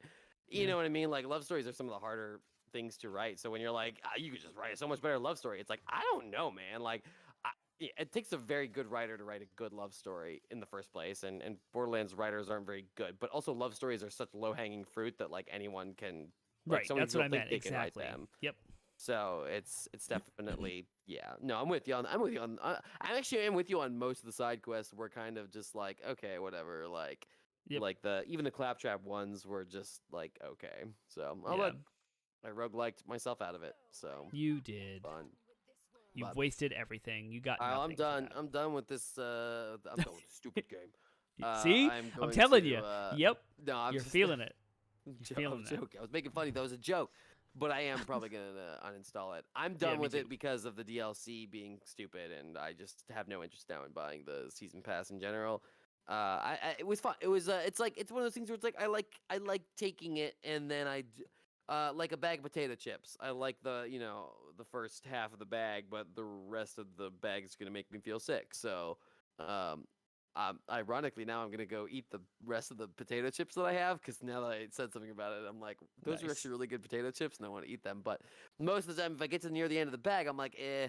And that's kind of how this game is. It's like, potato chips. It's good, but not really good for me, and probably just need to like clear up my space on my hard drive. So I just uninstalled both games that we reviewed tonight. It's done, so I've freed up a lot of space on my hard drive. It's over. Yeah, girl. Yeah. What are we gonna stream next then? We knocked out. We're covering through the games of 2022 pretty fast. Yeah. What have we not covered that came out in 2022? Do we have Pokemon? Like, we go back and do Arceus, Pokemon now. We can talk about that. We've done this. We haven't. If you're gonna get Sifu now, that's gonna have an easy mode because you're just bad at games, I guess. Got that platinum in Elden Ring because I'm so bad at games. Yeah. I'm so awful at games. Hey, listen, you killed Melania, so I can't say that you're bad at games. I did that. So, because Melania is like got that Returnal platinum too. So you can't really. Did you like that? Did you like that? You did get the Returnal platinum too. I can't really say you're bad at games. When you like care actually play games the way they're meant to be played, then you're fine. You're fine in games, but you're impatient with games. We put it that way. Extraordinarily, I don't have time for this stuff. Did you like that Zelda artwork that I sent you though? Where it was terrible. That ruined Zelda. Why would you ruin something so beautiful? Listen, why? I know you hate the fight, but the character is interesting, right? Do you not think the character of Melania at all is interesting? Like that. It was so frustrating that it removed my care. The way the character is rendered, the way she looks, the whole notion of attaching the arm and how she's rotting and yet is still I really should care. There's a lot warrior. of merit there. Yeah, like that sounds awesome. But great. And if you know her story even more, she's like her and her brother Mikola were like the spoilers for Elden Ring, folks. I'm sorry. I now know more of the story. We can talk about this offline, but like all of the demigods were children of one of the marriages. There were like you did tell me marriages that matter in the story, and they're all like children from different marriages. But Mikola and Melania are like the weird. They're cursed by the gods because like Queen Marika and Radagon are like the two halves of the same whole. Like they're the same being. They're just like the male and female version of the same like deitic being or whatever. And so like it got together with itself and then had so like Melania and Mikola are like nature, like abhorrent to nature because like they shouldn't exist, and as screwed up as that is, it's like worse than incest. It's like self incest or whatever. It's really weird, but at the same time they're like messed up too, right? And we don't even know how messed up Mikola is, but he's gonna be probably crazy, and he'll probably be DLC. He'll probably be like the big DLC boss for one or more of the things, and he'll probably be just as awful as Melania, if not more so. But they nerfed all the bleed stuff, by the way. So bleed builds are now I heard about not that as useless, well. but Yeah, I do follow the patches actually. Oh, So interesting. there's that. Yeah. Spells across something the board inside of got me. a buff. They got a did. big Yeah, buff. they all did. Yeah. Yep. Should go back now and Nope. There's no reason play to. the game I've done all the everything. way through. Yeah, with I've done me. everything. There's zero. multiple There's times. nothing left to do. Just, It's over. Chungus, It's a waste of get a time. Chungus build. It's like when you tell someone to mine the earth, this one specific spot for a diamond, and at the bottom there's a diamond, and they get it, You should and then at telling them to least- go mine it again. Like, why? There's nothing left. Critical The Role diamond's did over. Critical Role put together a Elden Ring one-shot D&D tabletop Ooh, module. That could be fun. So you should at least do the Elden Ring one-shot with me, and you're also going to be a part of my Bloodborne tabletop group in October, right? Sure. Because they adapted 5e for Yes. Bloodborne. You can only Yes. there's like a specific list of classes that are thematically appropriate, and then they like redesign the weapons to be like that's the thing that you're gonna love about. I hope you're gonna love about Bloodborne is they have trick weapons. The trick weapons are like every single weapon in the game has two forms. So like the dagger, there's like a dagger, and its other form is it splits in as dual wield. So you can use it as a regular dagger and have your gun, or you can split it and dual wield it. Or there's the classic two-hand, one-hand. But anyways, sorry. Now we're talking about games, not these Yeah, games. we've so completely gone off that's the it. rails for That's our it. We audio went show. off the rails. The did. rails Done. have gone off, but it's the end of the stream, so who cares? is. So that's it. That's the live stream. So check out the show. Monday. Oh wait, you didn't give a score for Wonderlands. What would you give it?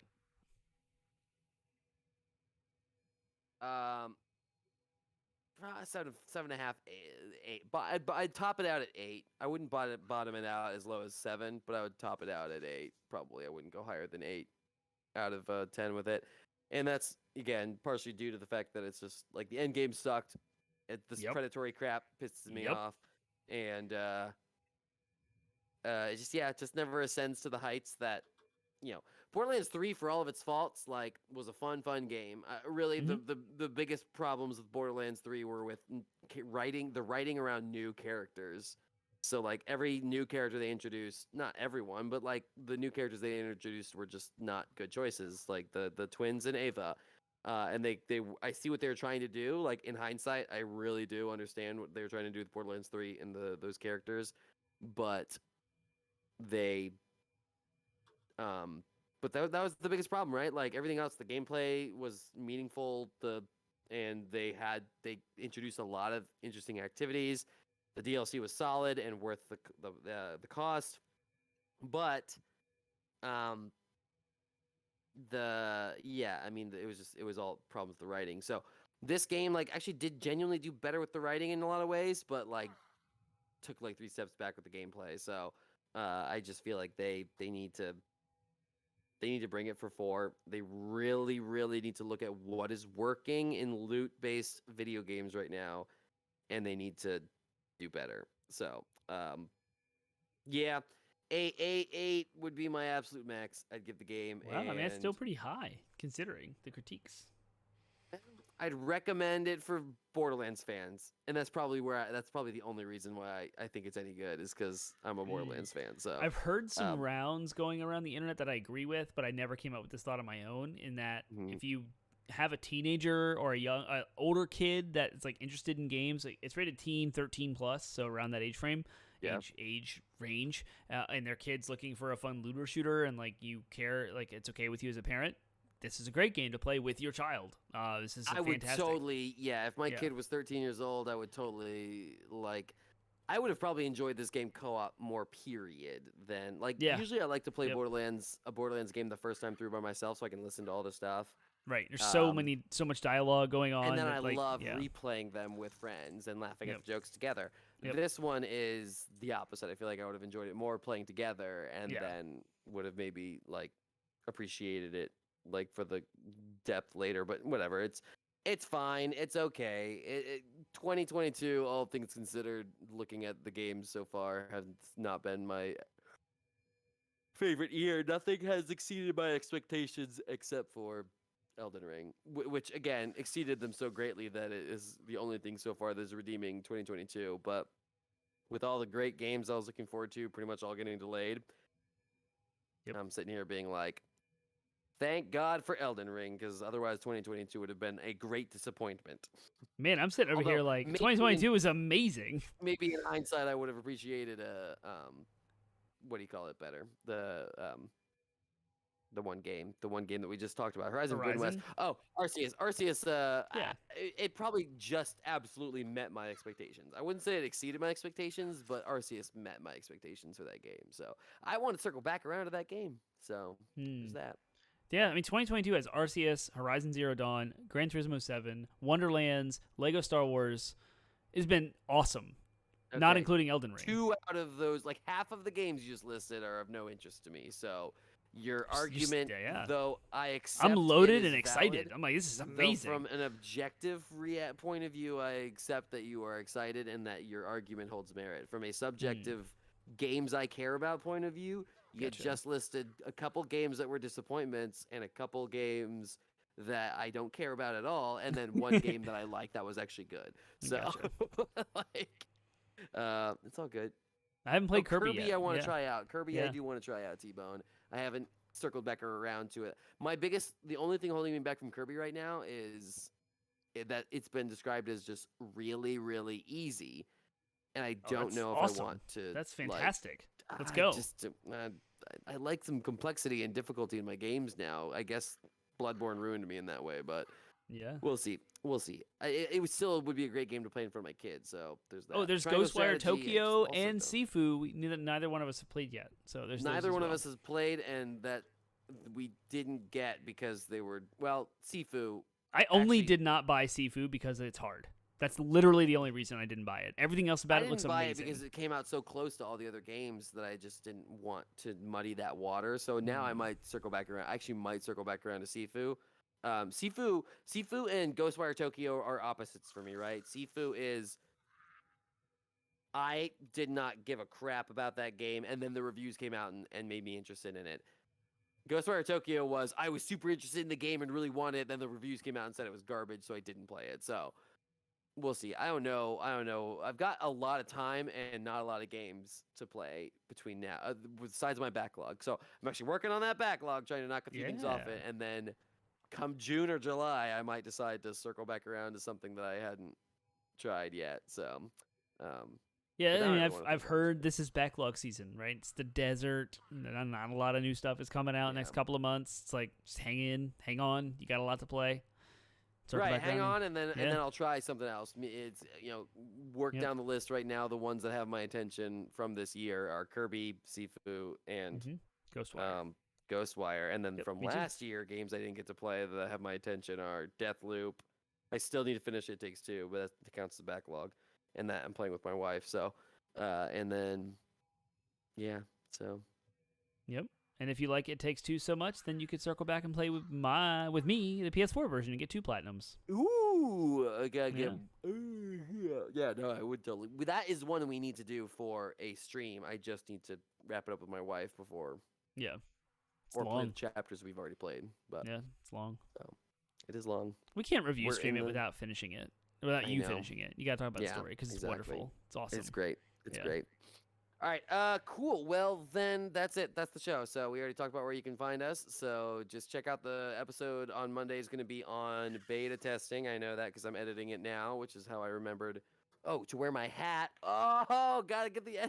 I was like, I remembered something. There's something. I talked about this hat in the episode that comes up next week. So I gotta wear this hat and show it off to you all. The penguin hat. So this is a penguin hat. Check it out. It's got paws. Penguin with paws, and then it also does this. Yes. Oh, that's amazing. My mother-in-law got this for my son, and he didn't care about it at all. And I was sitting there, be like, I "Sucker, need you're this. lost. It's mine now." I will That's say, awesome. at some point that weekend, I was wearing this. My wife walked into the room, and I went like this. We are a family-friendly stream. Yeah, I don't have to explain it at all. Nope, I you sure don't have to don't. elaborate at all. All right, so that is that's the show, and yeah, so you get to listen to us talk about beta testing and all the complexities that go with getting your fans to test your game. That's kind of the sort of emphasis of beta testing.